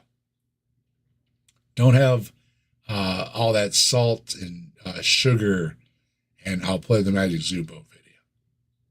You know, I think that's a fair balance. Urban angst, talking about reframing the words. Yeah, let's use it. It's Tuesday. It's a slow night. Yeah, but I get a lot more viewers. I can get more viewers being a hard ass. And I've said it before. It's really easy. It's easy. It's why I try not to cuss on my channel and stuff like that, because it's easy. You can get a lot of viewers by calling, people a bunch of stupid asses, and people tune in just to hear it. But are we really doing the world good? For a few minutes, again, I say, we need a little escape. We do. The world is a tough place. And that's why I do a lot of the stuff, the stupid stuff and the silly stuff and on all that kind of nonsense on my channel, because there is a place for it, right? But I wanted to put a message out there. Maybe somebody will spread it along. Maybe it'll do some good. Maybe it'll catch on. Who knows? Somebody's got to do it. And I can't just sit back and not say anything and not try to do anything. So I'm trying. Okay? I'm trying. I'm trying to tell you that you're stupid. That you didn't drink enough water today. That you had too much sugar today. That you had too much salt today. That you had too many artificial sweeteners and flavorings and dyes and all these things that you're not supposed to have in your body. Quit putting them in your body. How stupid can you be? And then you go to the doctor, and like I said, you pay the doctor an extraordinary amount of money to give you some medication to keep this stuff inside your body. Your body's trying to reject it, and we're taking Prilosec and everything to calm our stomach down enough to allow the garbage to flow through our system. I mean, how stupid can we be? This stuff it's being rejected out of our body. So we're creating more chemicals to keep it down. And we think that's smart? That's stupid. It is. Come on, folks. You're stupid. And you're paying an exorbitant amount of money for it. You're going to the doctor. Just walking into that office costs a lot of money, and we all know it. Even if you have insurance, it's costing a lot of money to go in there. To tell that doctor, yeah, my stupid ass, every time I eat this, it bothers my stomach. Well, what do you want to hear from me? You want the doctor to tell you, well, obviously you're not stupid. Yes, you are. Every time you eat it, it bothers you, and you keep doing it. Isn't this telling you something? Don't do that. What's the old joke, Doc? It hurts when I do this. Don't do that, right? It doesn't take a genius to know that. Don't do that. And it's because I love you. we all love each other. I mean, we have empathy. We care for each other as a species. We don't want each other to be sick. We don't want each other to be holding our guts. We don't want to spend our son's birthday money on a doctor bill we didn't need because we ate something stupid. You know, come on, folks. We can do better than this.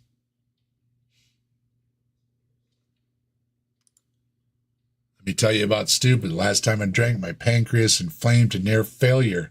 When the emergency doctor asked me how many drinks, I said 2 or 3 beers, when it was closer to 23. Yeah. And Tilting Windmill, hey, thank you very much for dropping the Captive Desk memberships. Hopefully 10 more people got the word. 10 people, let's see. Check it out here. And thanks for breaking it up, Tilting Windmill. You are a great supporter of the channel.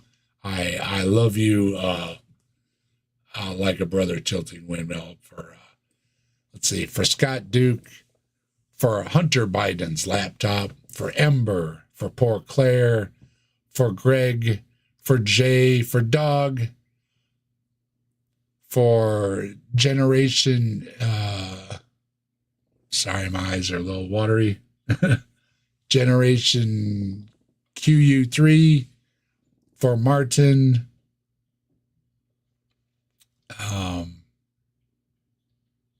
think I got them all. Thank you, Captain. Thank you, Tilting Windmill. You rock. And where's that? We've got to pull out of you rock because they. We'll take a breather here. Everybody, catch your breath. Come on. You rock, let's rock with the fire in our veins. Rock on till the skies fill the thunder and rain. All hail Bigfoot, the legend, the king. He walks among shadows, the wild spirits sing.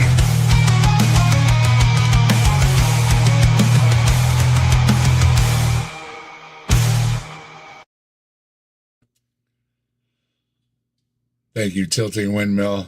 You rock. You really do. You make this channel what it is. And I appreciate you very much. And everybody thank Tilting Windmill for the fine word that he's trying to get out on how stupid we are. And we need to stop it. We need to stop it.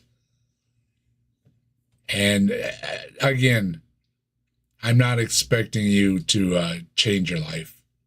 But, you know, tomorrow, have a glass of water. The next day, have 2 glasses of water. Make the changes. When you're gonna order lunch, maybe don't order the hamburger and fries. As good as they are, don't order it for lunch. You know,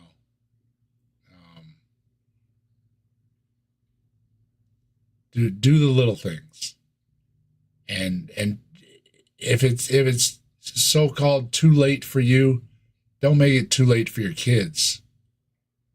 You know, to train up the next generation. Tell them, hey, have a glass of water. And I'm not being mean to you by making you drink a glass of water. I'm doing it because I love you. And when you get to be an old man, you're going to say, thanks, Mom and Dad, for making me drink a glass of water. And they won't appreciate it now. And you might get a face, and you'll have to deal with it. But when they get older, and even if Mom and Dad aren't around anymore, like my mom and dad aren't around, but I'll be saying, thank you for making me drink that glass of water and not having pop. Because I'm not at the doctor. I'm out playing with my grandkids. I'm alive to be out playing with my grandkids. And I appreciate that way more than that stupid glass of water or that Snickers bar or whatever else they were satiated with, keeping the blubbering tears back or whatever, the sad face or whatever. Tough. Because when you're 60 years old like me, you're going to say, thank you for making me drink that glass of water.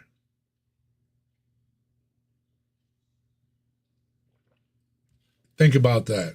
Would you really be much more grateful to be healthy with your grandkids than to have that bottle of Coke? I think so.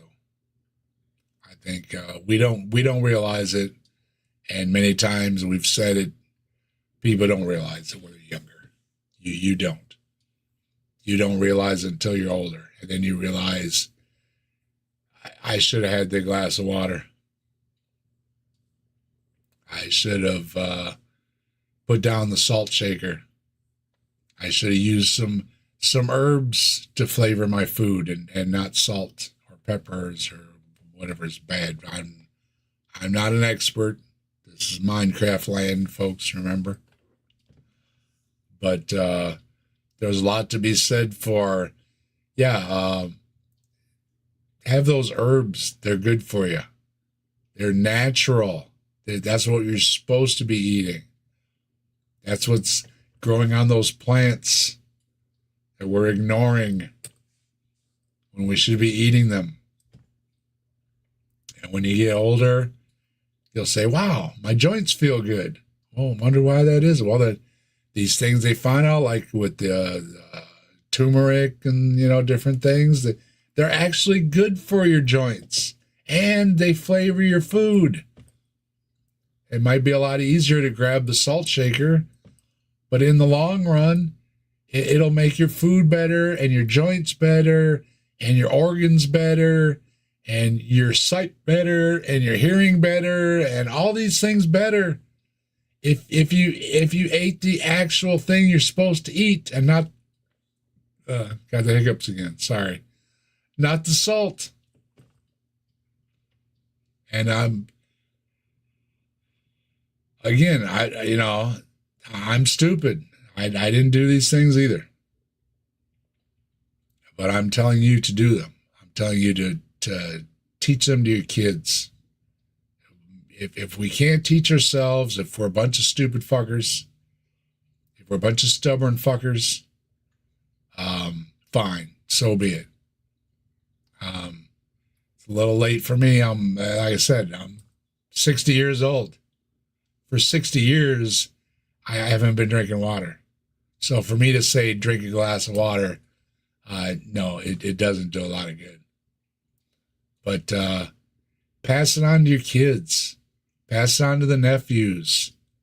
Tell them, I love you. This is love, having you drink this glass of water. And someday you'll say, Uncle Bob sure loved me. Uncle Susie or Aunt Susie sure loved me by giving me that bottle of water, because I can bend my knees at 60 years old. How many of us are 60 years old? We can't bend our knees anymore.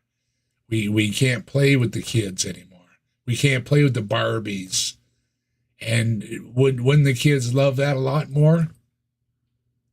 Really? Think about it. When they say, wow, grandma's really great. She gets down on the ground and plays Barbie with me. But no, Granny can't, because she ate greasy, salty, fatty foods and ruined her joints. And now she can't get down on the ground. And that would have made the kids' day. We talk about it a lot. My mother didn't have a lot. My grandmother didn't have a lot. But they meant a lot to us because they did stuff with us. And we remembered that stuff. We didn't remember that, oh, Granny had all kind of money from her philanthropy and whatever, and those kind of things are forgotten. What you remember was when Granny got down on the floor with you and played Barbies.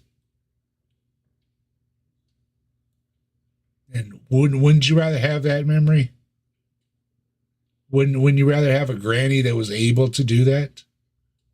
And grannies can't do that anymore. And they're missing out as well as the grandkids. The grandkids aren't getting the time, and the granny's not healthy enough to do it either. And we see it. And it would mean so much for the full circle of everybody if we could get down on the floor and play with the grandkids. Because that's what they'll remember. That's what'll build better character. That's what'll build a better generation. Not slipping them $20 in an envelope. Or like $100 now. I'm showing how dated I am. Kids want $100. They want $1,000 in that envelope, right? No, they don't. Not really. It's fleeting. When they get old, they're going to want the memory, the things that stick.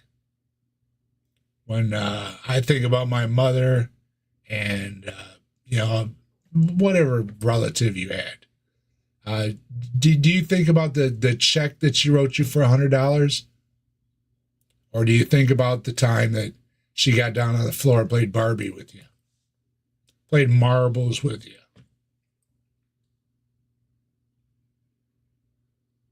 That's what you're going to remember. That's what's important. That's what builds character. So these things were lacking in society, the character building and the idea of a healthy mind and a healthy body. It's being forgotten. We need to do something about it. And again, I've been feeling a little sorry for myself with my diagnosis lately, and I admit it. And I don't want to play on the tears or anything like that. I'm trying to make a valued point here on things that we need to do. And again, it might be too late for us. And so be it. Again, I'm old. I got gray hairs. I haven't done these things. But we need to instill it in the next generations. We need to make an effort. We need to do something with the companies that are poisoning us for profit, that are stealing our memories from us. We're paying them a lot of money, and they're taking our memories away. They're taking good times away. And they're laughing at us by taking our money for it. I mean, how stupid are we?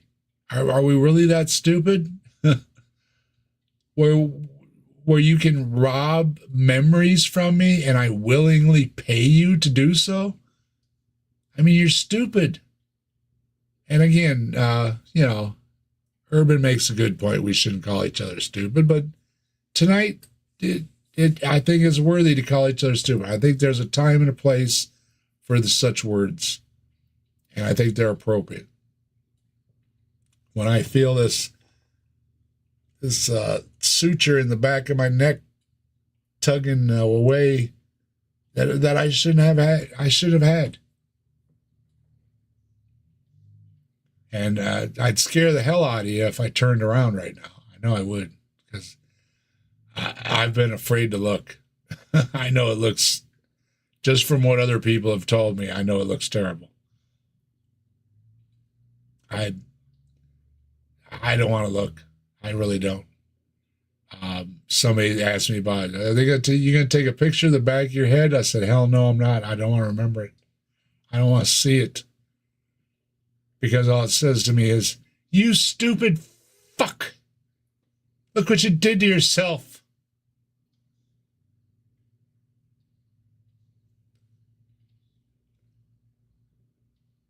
was supposed to be on the roof fixing the home for my family. And the doctor told me, don't you dare get on that roof, you stupid fuck. You get your head infected, you're going to be right back in the hospital. So now I've got to con my kids and some other folks into working on this job for me. And if they got any questions, this is how I'm going to answer them. Because I'm not allowed to go out near the roofing stuff because it could get my head infected. I'm not allowed to pass up a pack of roofing packs because it'll be too heavy. And I'm not supposed to pick up more than 10 pounds or a gallon of milk, like they say. Flat out told me, don't you dare. Then they told me, don't you dare lift anything heavier than that because you'll mess yourself up and you'll be right back here in worse shape than you were before. Because I was a stupid fuck. Hey, Maya. Hey, Reed. We got the Reed right now. There's some smart folks. They know Maya and Mark and all you. Y'all are smart folks. Why are we so stupid? Majestic Beck. Why are you so stupid? we got to stop being stupid. Oceanus, hello. Thanks, everybody, for stopping by. Mark passing the word that we're stupid. I put myself in the hospital. Nobody else did it. I put myself in the hospital because I was stupid. And if we don't do something about it, my kid's going to be in the hospital. And his kid's going to be in the hospital. Because we're teaching them stupid stuff. We need to teach them, do some exercise, eat right. Don't eat all this garbage. And you won't be stupid. And you won't be extra stupid by paying for testing. I can't even imagine how much an MRI costs. And I just had to pay for one. Because I was stupid. I did something stupid, and then I turned around and paid for an MRI to prove how stupid I was. And I didn't need it. And it's scary too. Like I say, I could have very instantly died. Easily died. Very easily died. With all the things that that can be diagnosed, there are a lot of things that can easily go undiagnosed. And I wanted to give a shout out. I forgot my girl. Her name was Laura. She was a fantastic nurse at the hospital. She wrote this down. I couldn't remember her name. And I felt so bad because she was so awesome. And she wrote it down for me. Because I told her she was so awesome. And I couldn't remember her name. And I felt so bad. But there was a lot of people that came and went. And she wasn't the only one. Hello, Jasper. The nurses, they do not get enough credit. They are fantastic people. They wipe our butts. They wipe our noses. They clean up our messes. They're counselors when we're having a hard time. And I wanted to mention Laura because when this all first began, and they're giving me a bad diagnosis because you hear the C word and you get scared. It's like they're like giving you a death sentence.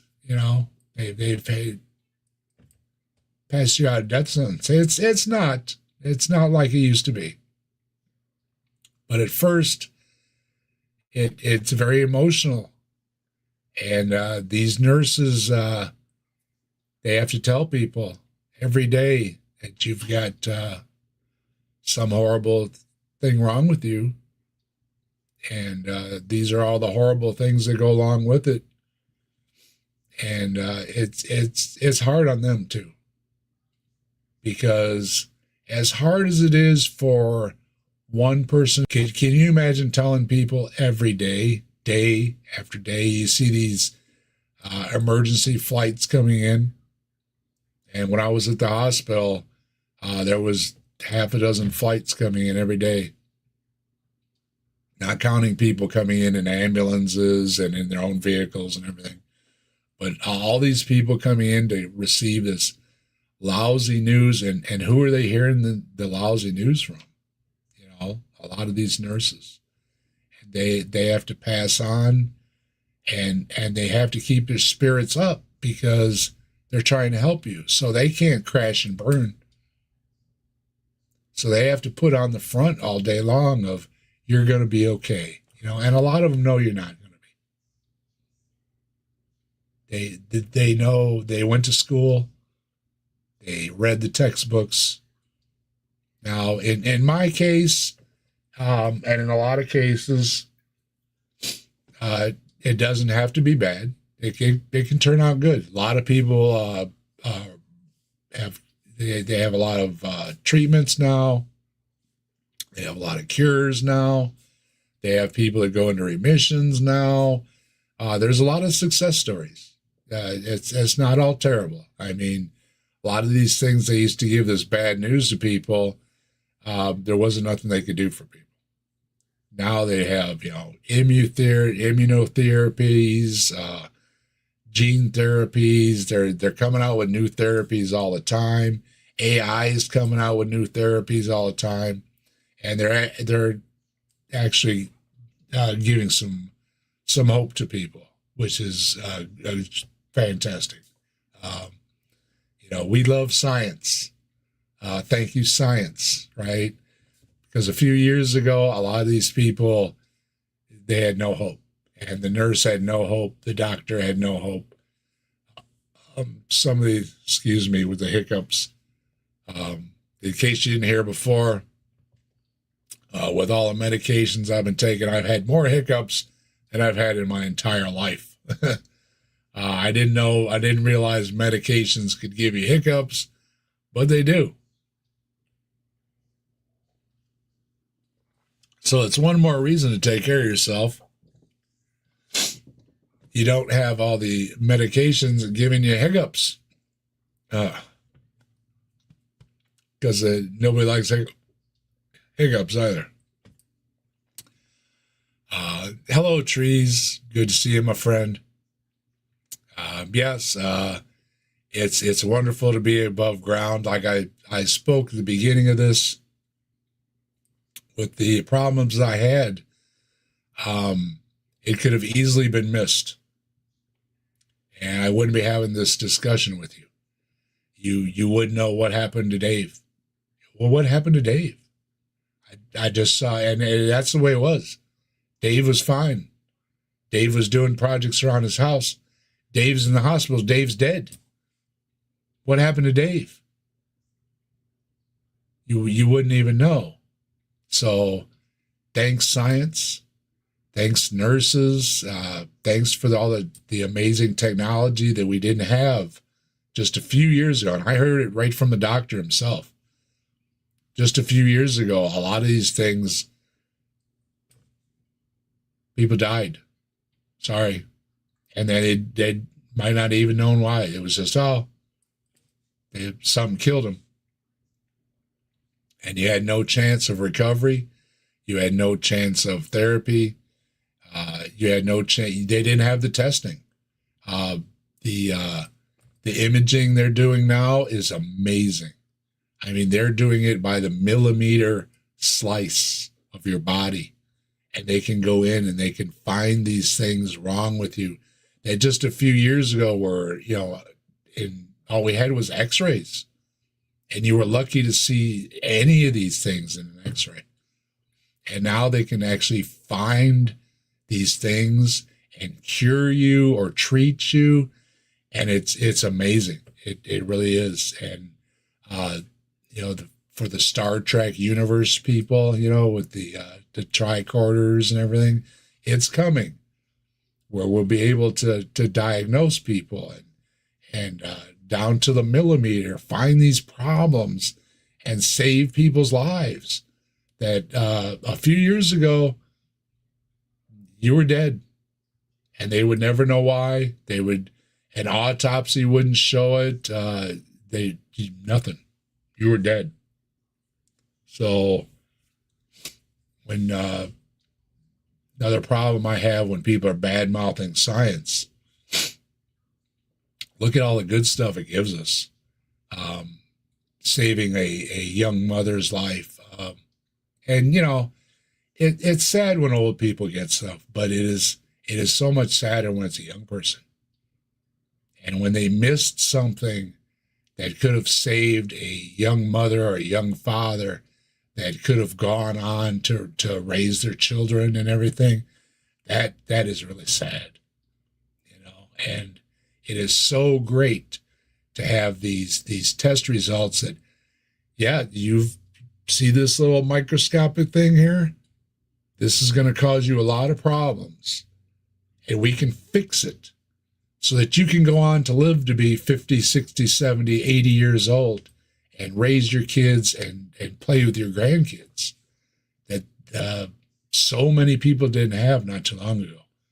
And there has to be more appreciation. And I can't say it enough. And to Laura and all the nurses, I couldn't write down everybody's names. And I met so many fantastic people. And the doctors, they have a tough job too. But the nurses, the nurses are the backbones. They do all the dirty work day in and day out. You see them, literally wiping people's butts. And if not for doing that, if not for giving them a spoonful of pudding or whatever they're doing as a nurse, all the dirty jobs that nurses do are definitely required for everybody's health. And I promised Laura that if she saw this, because I had trouble remembering her name, I felt so bad. But anybody that's been in the hospital knows that there's a lot of names. There's a lot of things going on. I didn't sleep much. And when I did sleep, I had crazy nightmares. And I was asking if this one girl had been in the room, and I don't think she even exists. I was tripping, So she took out, and she said she intentionally hides her name.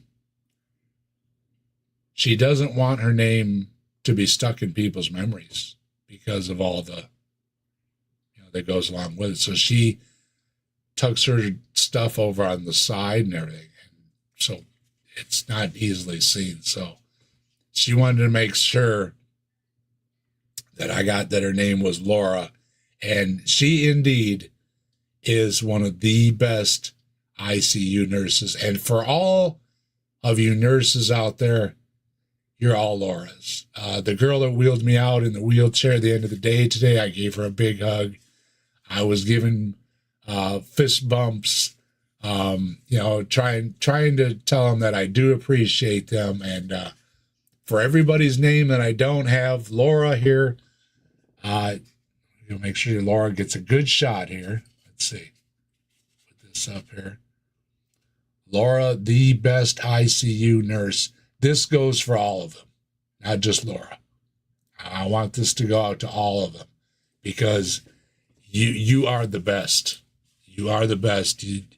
You have to put up with our boogers and our turds and our vomit and our blood and our fluids and our tears. And, when the doctor ducks in and out of the room, and no disrespect to doctors, doctors do a great job. The doctor cut my head open. He has a magical hand, saved my life. Thank you. Thank you. But don't forget the nurses, because for every doctor, there are so many nurses behind them doing all the little things that save our lives. Boost our spirits. I mean, somebody mentioned boosting, not calling stupid and stuff, as I've been doing here. And that's true. Laura told me, the reason I'm pointing out Laura, I think she really saved me. The first day I was there getting diagnosed and everything, telling me, you're going to walk out of here, Dave. You're not a dead man walking. Because I felt like a dead man walking. I wasn't ever going to leave the hospital, And she said, you're going to be fine, Dave. Trust me. You're going to be fine. And she was right. And she came by the last day I was there. And maybe to gloat a little bit. And she deserved to. She kind of leaned back in the doorway. Said, I told you was going to be okay. And that went a long way. Did she need a top-notch degree or anything? No. She needed that smile on her face. It got me through. And that meant a lot. So, thank you, Laura. And to all the Lauras out there, great nurses. The one gal, she was a cleaning lady. Not even the nurses, degreed people and stuff. That followed through and picked up the phone and called somebody for me. She didn't have to do that. It was on her own time. I saw she was off the clock. She had her cup in her hand. She was done for the day. And she said, I'm going to make a phone call for you. And get that person in here to take care of this for you. And she did it. She didn't have to do that. And, those kind of people, they deserve a high five, a hug, a thank you, all those kind of things, because they do so much. They really do. They are unsung heroes, and thank you. From the cleaning people that they have a tough job. I mean, we are nasty, especially when we're sick. We get snot and blood and fluids and all kind of vile, nasty things all over everything, and they got to clean it all up. People throwing up, all those kind of wonderful things that happen to people when we're sick. And it's understandable, but they clean it up. And we owe them a big thank you, because I don't think anybody else could get their job done standing up to their knees and vomit. Really, it would be make a worse job even more worse. So make sure you give your love to the nurses, because they don't get enough love, they don't get enough money, they don't get enough respect. I was giving them a hard time too, especially today, trying to get discharged. I was ready to go first thing this morning, and I wasn't discharged till this afternoon, and I was getting a little testy. I've been there long enough. I've been through enough. I want to go home. And I was making some comments, and I had to tell myself, look, I love you. I appreciate you. Just get me out of here. And they were understanding enough to say, hang in there, honey. You know, I'm gonna get you home. Gonna get you your medicines. Gonna make sure you got everything understood. And then that's the other thing. At the end of the day, after everything else has been done, hey Austin, how you doing? Good to see you. Majestic, let's say hi to Oceanus. And I appreciate Mark bringing everybody by too. And Mark wrapped his show up apparently. And Maya and everybody that stopped by over at Ember. Ember, of course, a fantastic person. Let's see, make sure I said hey to everybody.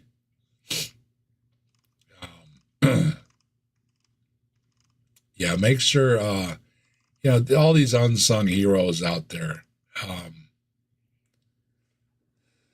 Christopher, good to see you. Yeah, the Reaper. Fuck that Reaper. And you're hearing me cuss tonight. You're not going to hear me cuss on my channel. Tonight's the exception. Fuck that Reaper. For those of you that don't know, I've lost my parents and my younger brother, and I was the only one left on my limb of the family tree, and I often say, fuck you, Reaper, for taking them away from me. I'm not a fan of the Reaper, and I know I'm in the queue, and I could have been this weekend. Might not be talking to me. I was this close. I had it was in my brainstem. For those of you that didn't know, the reason for this stream is to let you know what was going up. Oceana said, we appreciate you for not pushing up daisies. I was that close, literally. I was that close to pushing up daisies, and I wanted to let everybody know that all your I got hundreds of messages. I had people showing up at the hospital.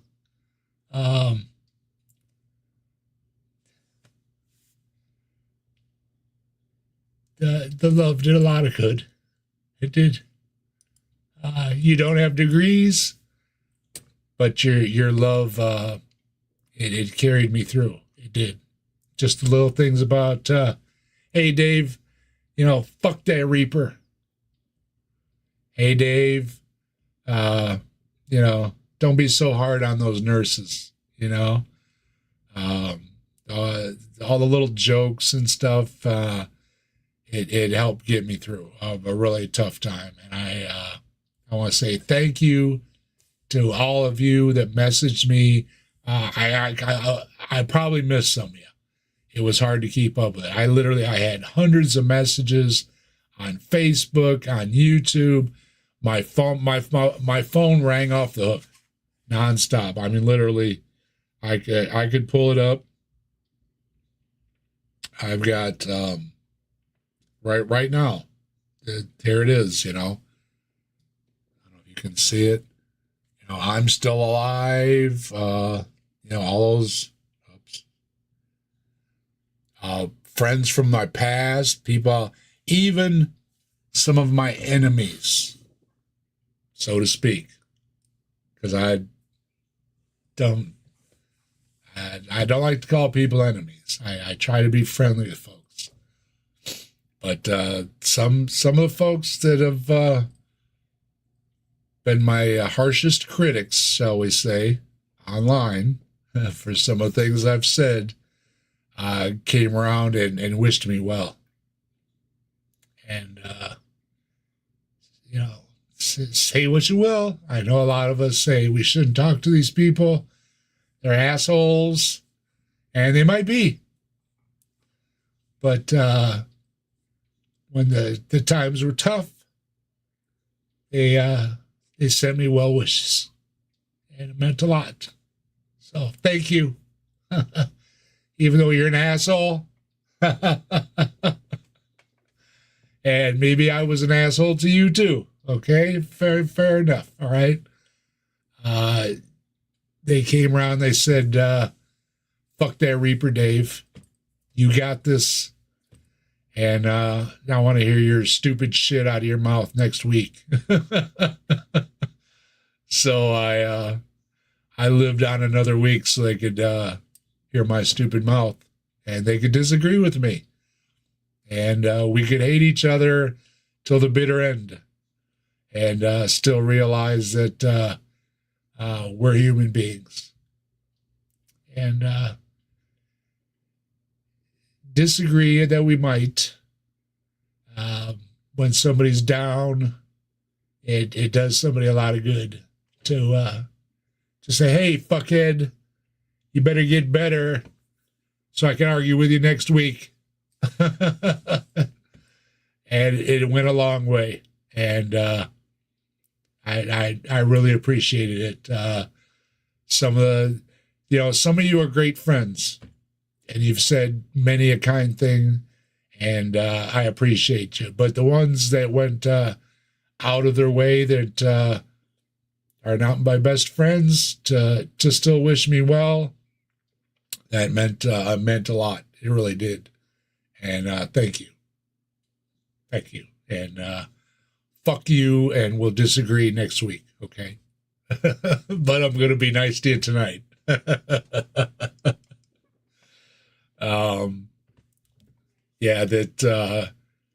It is a good thing to get some love from your so-called enemies, and to see that the human spirit is alive and well. Sometimes when we get a little personal online, and the emotions can run high about certain things.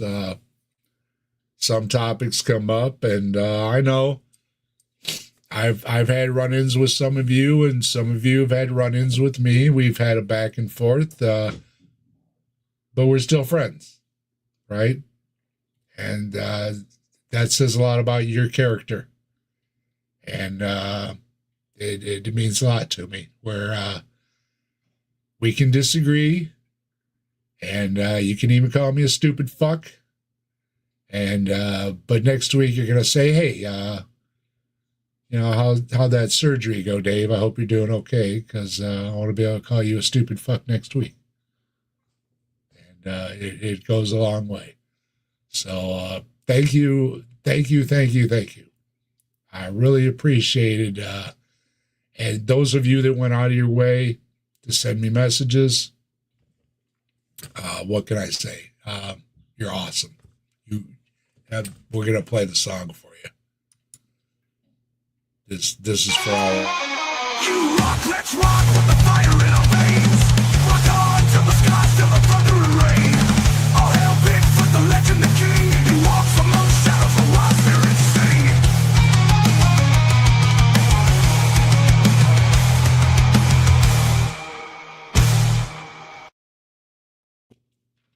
Yeah, for all of you that can agree to disagree, you rock. I mean, we're adults, Are we going to agree on everything? No. I don't agree with everything with my wife. And I surely don't agree with strangers. But that's okay. Because if we can't agree to disagree, then there's a problem. Now, of course, there are things that we should all agree on. We need to take care of each other. Some things are a little below the belt, agreed. But we do need to come together and agree to disagree, because it's a salvation for humanity. If we can't do that, we're going to descend into chaos, and we've got enough of that already. So we've got to stop that. We've got to love each other a little more. And even if the person's being an ass, you give them a hug anyways. Let it go. Just let it go. Sometimes emotions run a little bit too high, and we need to let it go. We need to hug each other, because maybe that other person needed a hug. Maybe they just got a bad diagnosis. Maybe they've been dealing with a bad diagnosis that you don't know about. And that's why they're such an asshole. So might be something behind the scenes there. So give them the benefit of the doubt. And if you were wrong, you were wrong. So what? But if you gave them the benefit of the doubt and there was something behind the scenes, you were right and you were the better person. So remember that. Okay. But I think I'm about out of words for tonight. I wanted to say again, thank you to science.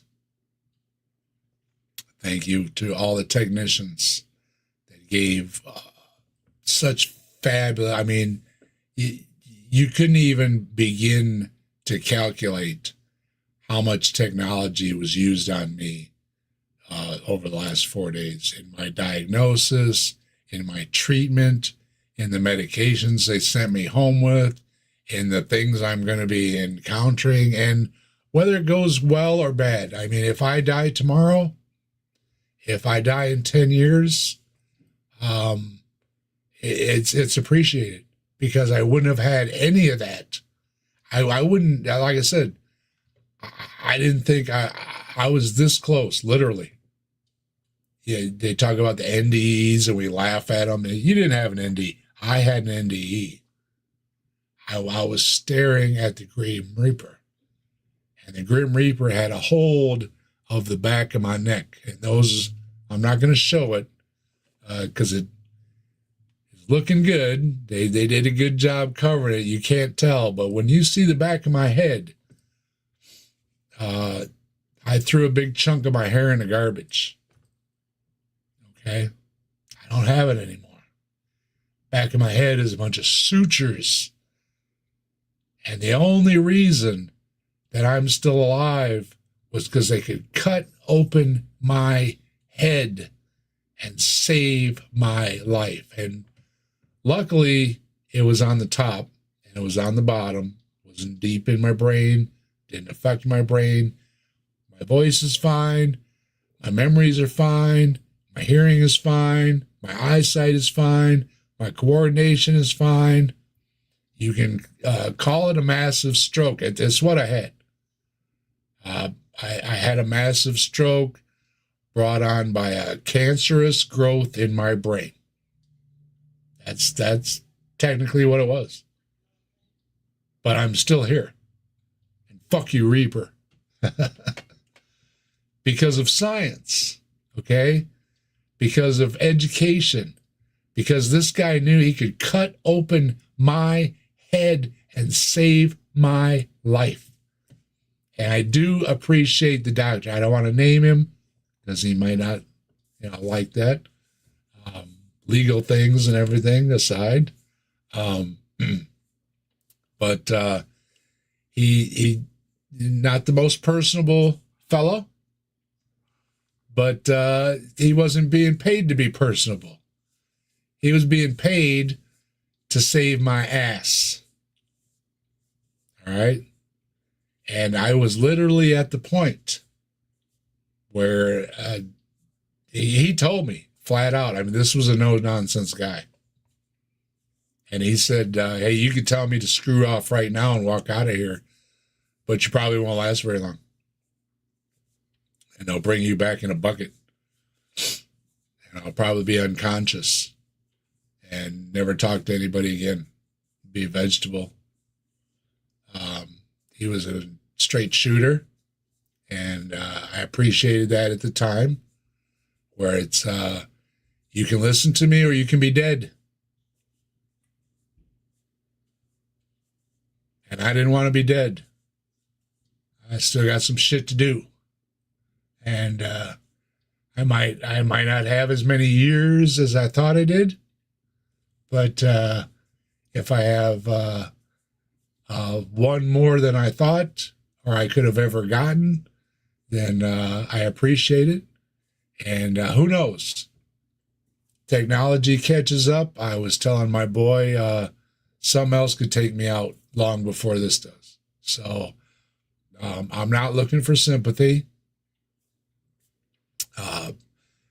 We all deal with things. I know many people I see in the chat that I know have problems, that have had problems all their lives, that have chronic problems. And those of you that don't, you probably have a lot of underlying things you don't know about.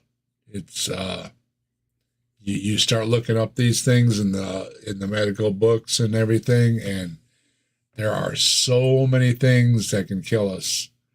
It's amazing we survive it all. It really is. And thanks science for saving so many of us. Thanks to the doctors for saving so many of us. Thanks for the people that make the imaging equipment and the testing technologies, the unsung heroes, right? People that are only mentioned in the back of a technical journal or something. I got the hiccups again. Medicines give you the hiccups. Who knew? It's something I learned doing this.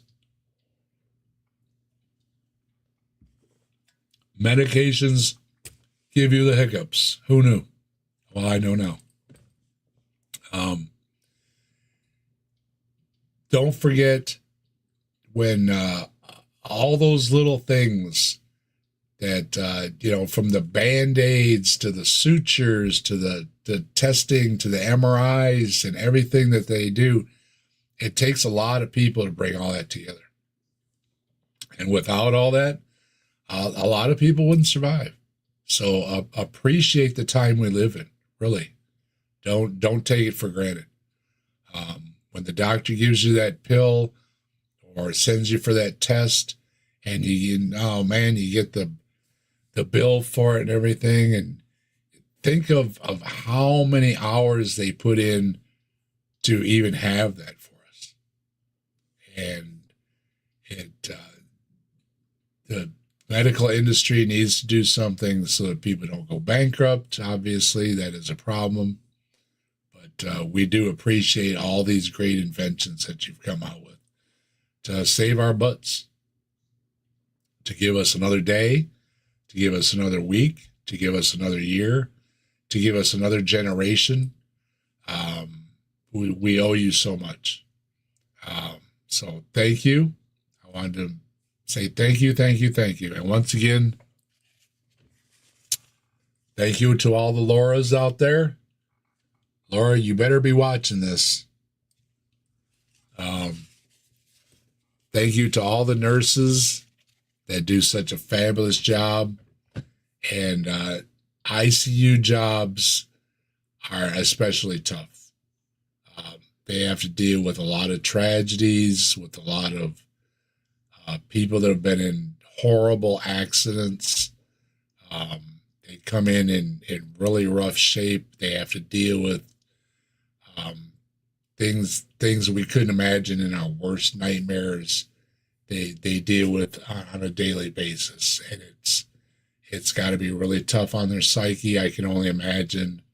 Any of us that have ever seen a horror movie with all the blood and guts, imagine dealing with it every couple hours. And it's people screaming, crying. It has to be really, really tough. And we appreciate you for making it through and coming back the next day and doing it again and saving somebody else. That's really incredible. And that goes for the ambulance drivers, the EMTs, the firemen, ambulance, helicopter people, all those folks. There's so many people behind it. And yes, I understand why it costs so much. We need to do something about the cost for everybody. But there is a reason for the cost, because there's so many people behind saving us. And we owe them all.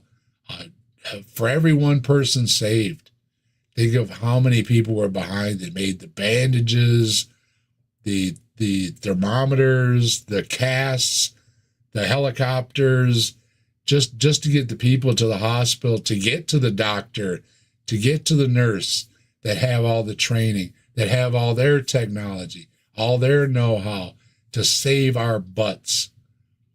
Thank you, thank you, thank you. Thank you for saving my butt, because I seriously, I had a moment where I didn't think, where you go in and you don't come out. I didn't think I was going to come home. And I was so grateful for the people telling me with a smile on their face, don't worry, Dave, we're going to fix you up. It looks bad now. We're going to fix you up. We're going to send you home. Take your medication. Do your therapy. Do what you're supposed to do. Don't be a dumbass. Again, do the right thing. We'll get you through this. And they were right. And Laura was right. When she came and she stuck her smug little ass in the doorway, that's all she had to do was give me that smug little look like, yeah, I told you your ass was going to be okay. She was right. And I appreciated that. I'm probably going to save this scrap of paper forever. She was right. Now, sadly, they're not always going to be right, and they have to deal with it. And that's a tough part of the job. But I know it has to be very rewarding when they were right. And they told me, Dave, you're not a dead man walking. You're going to live another day. You're going to live another day to work on your house and all your other stuff you got to do. You're not dead yet. Hang in there.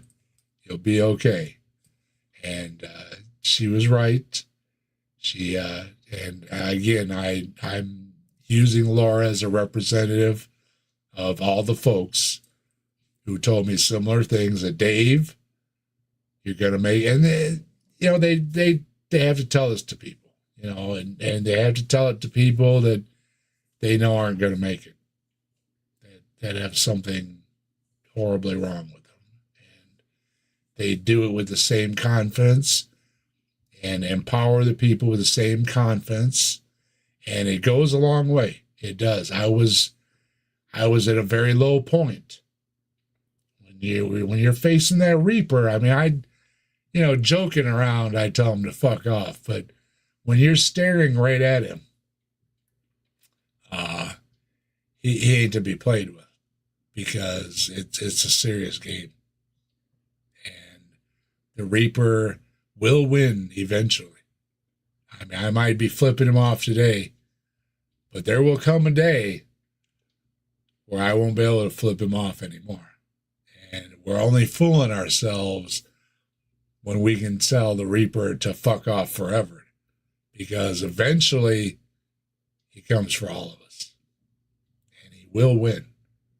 So let's enjoy it while we can and tell him to fuck off. All right? And hug your nurse, hug your loved ones, hug your kids, hug your family, hug your mother, everybody while the moment they're still around, because it won't last. It's fleeting. And if you live to 100 years old, if you're lucky enough to be 115 or 120-year-old, you're not going to be 130. You're not going to be 150. You're eventually going to have to make a deal with the Reaper. So, be set in yourself, be set with others, so when that time comes, you can go peacefully, because it's going to come. And in the meantime, let's all do what we can for each other. Let's try to help each other. Let's make this life, for as terrible as it is, a little bit better to get through. About 70, 80, 100 years worth. A little shorter for some of us with a bad diagnosis, a little bit longer for those with a good diagnosis, whatever it might be. Make the best of it. Think about all the people that never got to enjoy it. We all have friends we lost too young. They got gypped royally.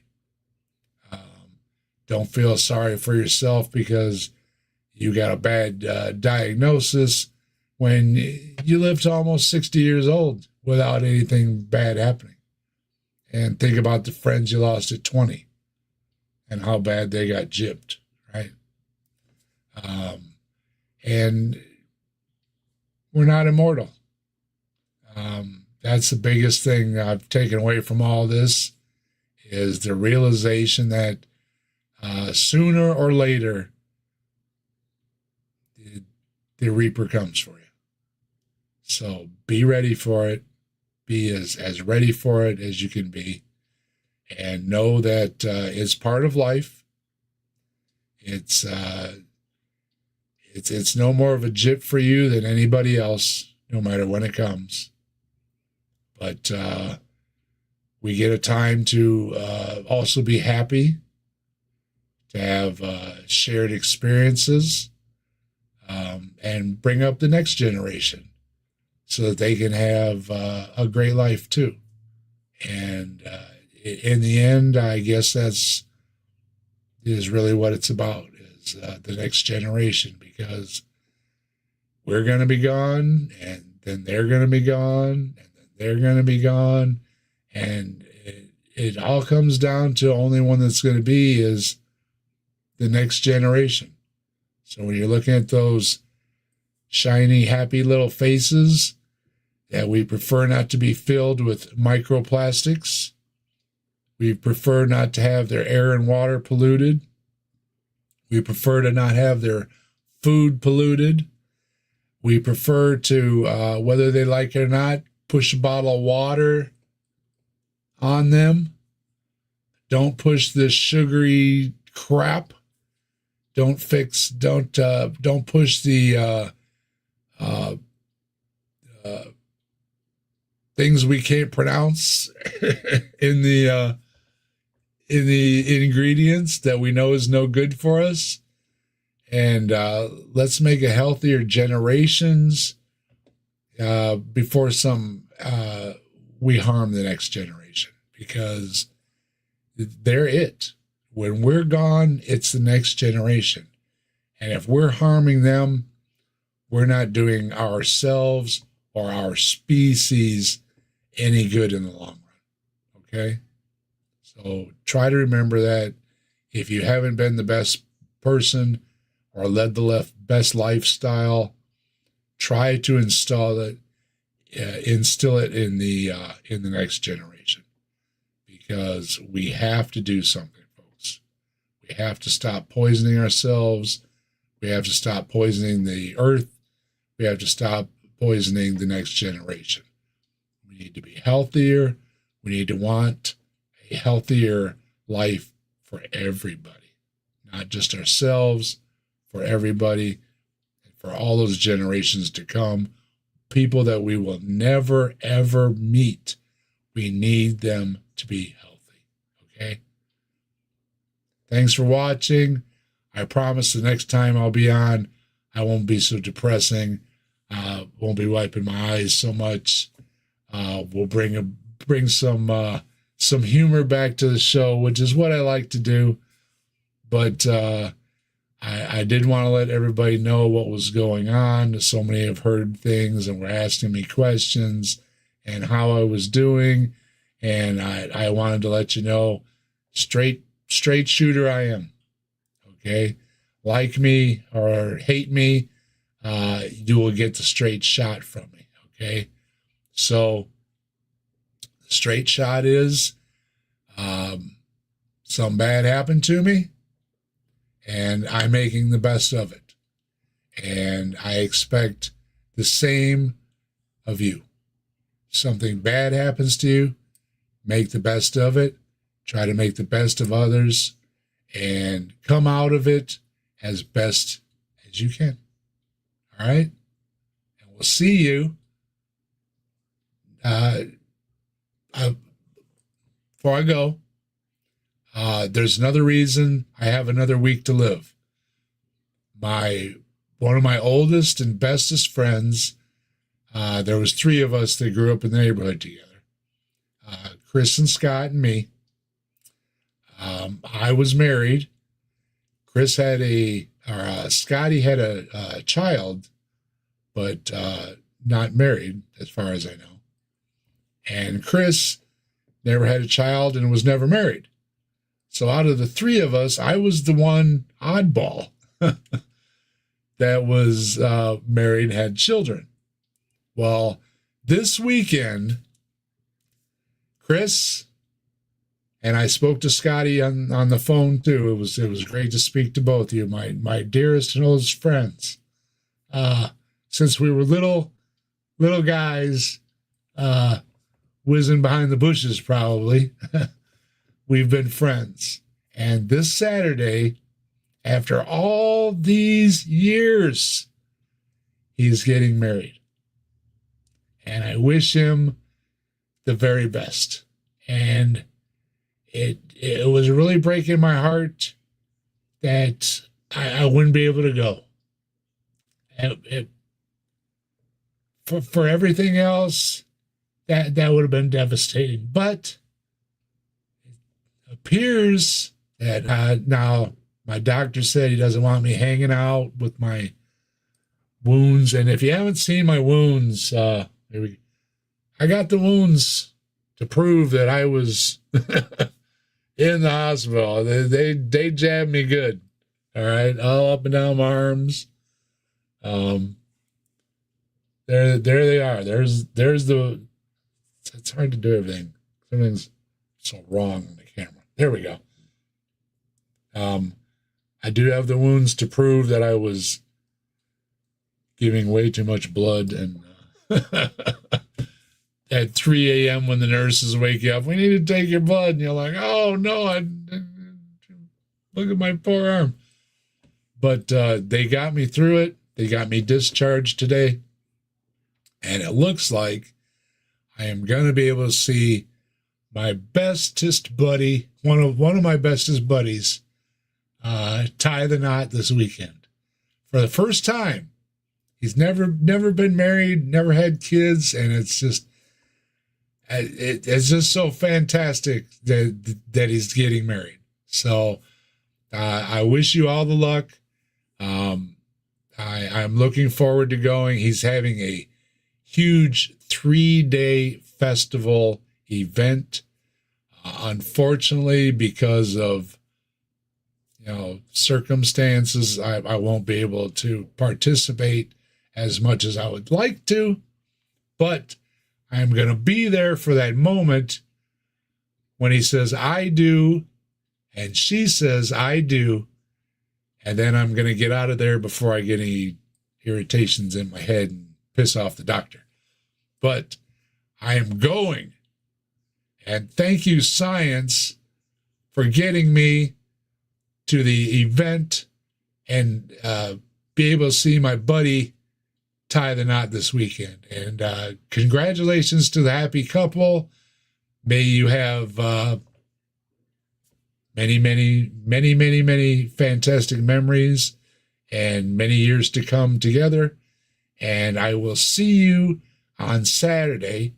But next Saturday, we will be back for Saturday Night at the Atheists, and it's going to be 1 year that we've been doing Saturday Night at the Atheists. So we hope that you'll all be able to join us, have a special show, have some special laughs, tell the Reaper to fuck off, and get back to our normal thing of debunking some of the worst, man, these hiccups are killing me, some of the worst videos on YouTube, which is like what we like to do.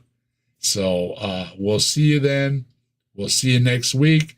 If you don't see me this week, know it's because it's my buddy's wedding. And You know, as much as I like doing Saturday night at the Atheists, I have to see my buddy get married. Okay? So please understand that if you don't see me this week, that my smiling face will be had at my buddy's wedding. So that's where I will be this week. We're returning next week for the 1 year anniversary of Saturday Night at the Atheists. And I appreciate everybody that's been hanging out with us all year long, every Saturday. And it's up until recently with this illness and things that have gone on. I've tried to be hanging out with you every week. It really crushed my spirits that I couldn't be with you. I've been here every Saturday with you. I've had a great time. I love hanging out with all of you. I've had a lot of great laughs. It means so much to hang out with you on Saturdays and have a good time. But you, as much as you mean to me, my buddy's wedding is just a little bit more important. Okay, so please understand why I'm going to the wedding this Saturday. Okay, but I will see you next Saturday. I will be back for the night watch, and the doctor told me, I'm supposed to be taking it easy. I'm not supposed to be doing all the projects I want to do until I heal. So, perfect excuse for hanging out with y'all at Saturday Night at the Atheists and the Night Watch. And if anybody else has got some, I think I might be hanging out with the mighty Philbert, doing something with him. And Zach wanted to do something. And since I've got to chill and just hang around, it's a good time to get a hold of me to do something. So if you'd like to do something, get a hold of me at allhailbigfoot at allhailbigfoot at gmail.com, and we'll set something up, because for the next, I'm not allowed to drive or anything, so I ain't going anywhere. So if you want to do something, now's the time to do it with me. Get a hold of me. We'll set it up and we'll do it. We'll have some laughs and we'll get through until this whole mess is behind us. All right. And take care of yourselves. And if you're feeling a little odd, you're not sure you should go to the doctor, go to the doctor. Because if I'd have just played it off, I might not be here. And that would have really bothered me, because I love you guys. Okay? Take care of each other, and I'll see you then. All righty? Bye-bye.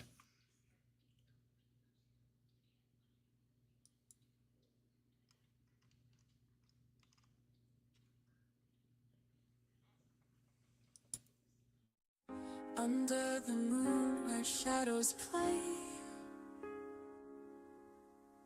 the channel lights the calm relay. Stories unfold in the softest sound. In the night watch, we're tightly bound. A cozy vibe whispers through the stream,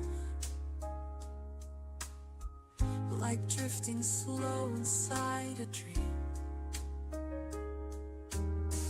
Conversations linger late and free. The night watch is the place to be. Hang out here beneath the glow, where time moves gently, hearts all flow. Secrets shared in a soothing tone. The night watch feels like home.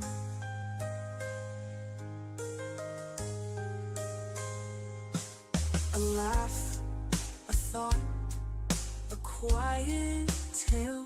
The night breathes slow, we set our sail. Through every chat and every laugh we weave a stream, a timeless path. Stay while the stars are bright, each word a spark that paints the night. Connection deep, it soars and sings. In this space the heart takes wings. Hang out here beneath the glow, where time moves gently, hearts all flow. Secrets shared in a soothing tone. The night watch feels like home.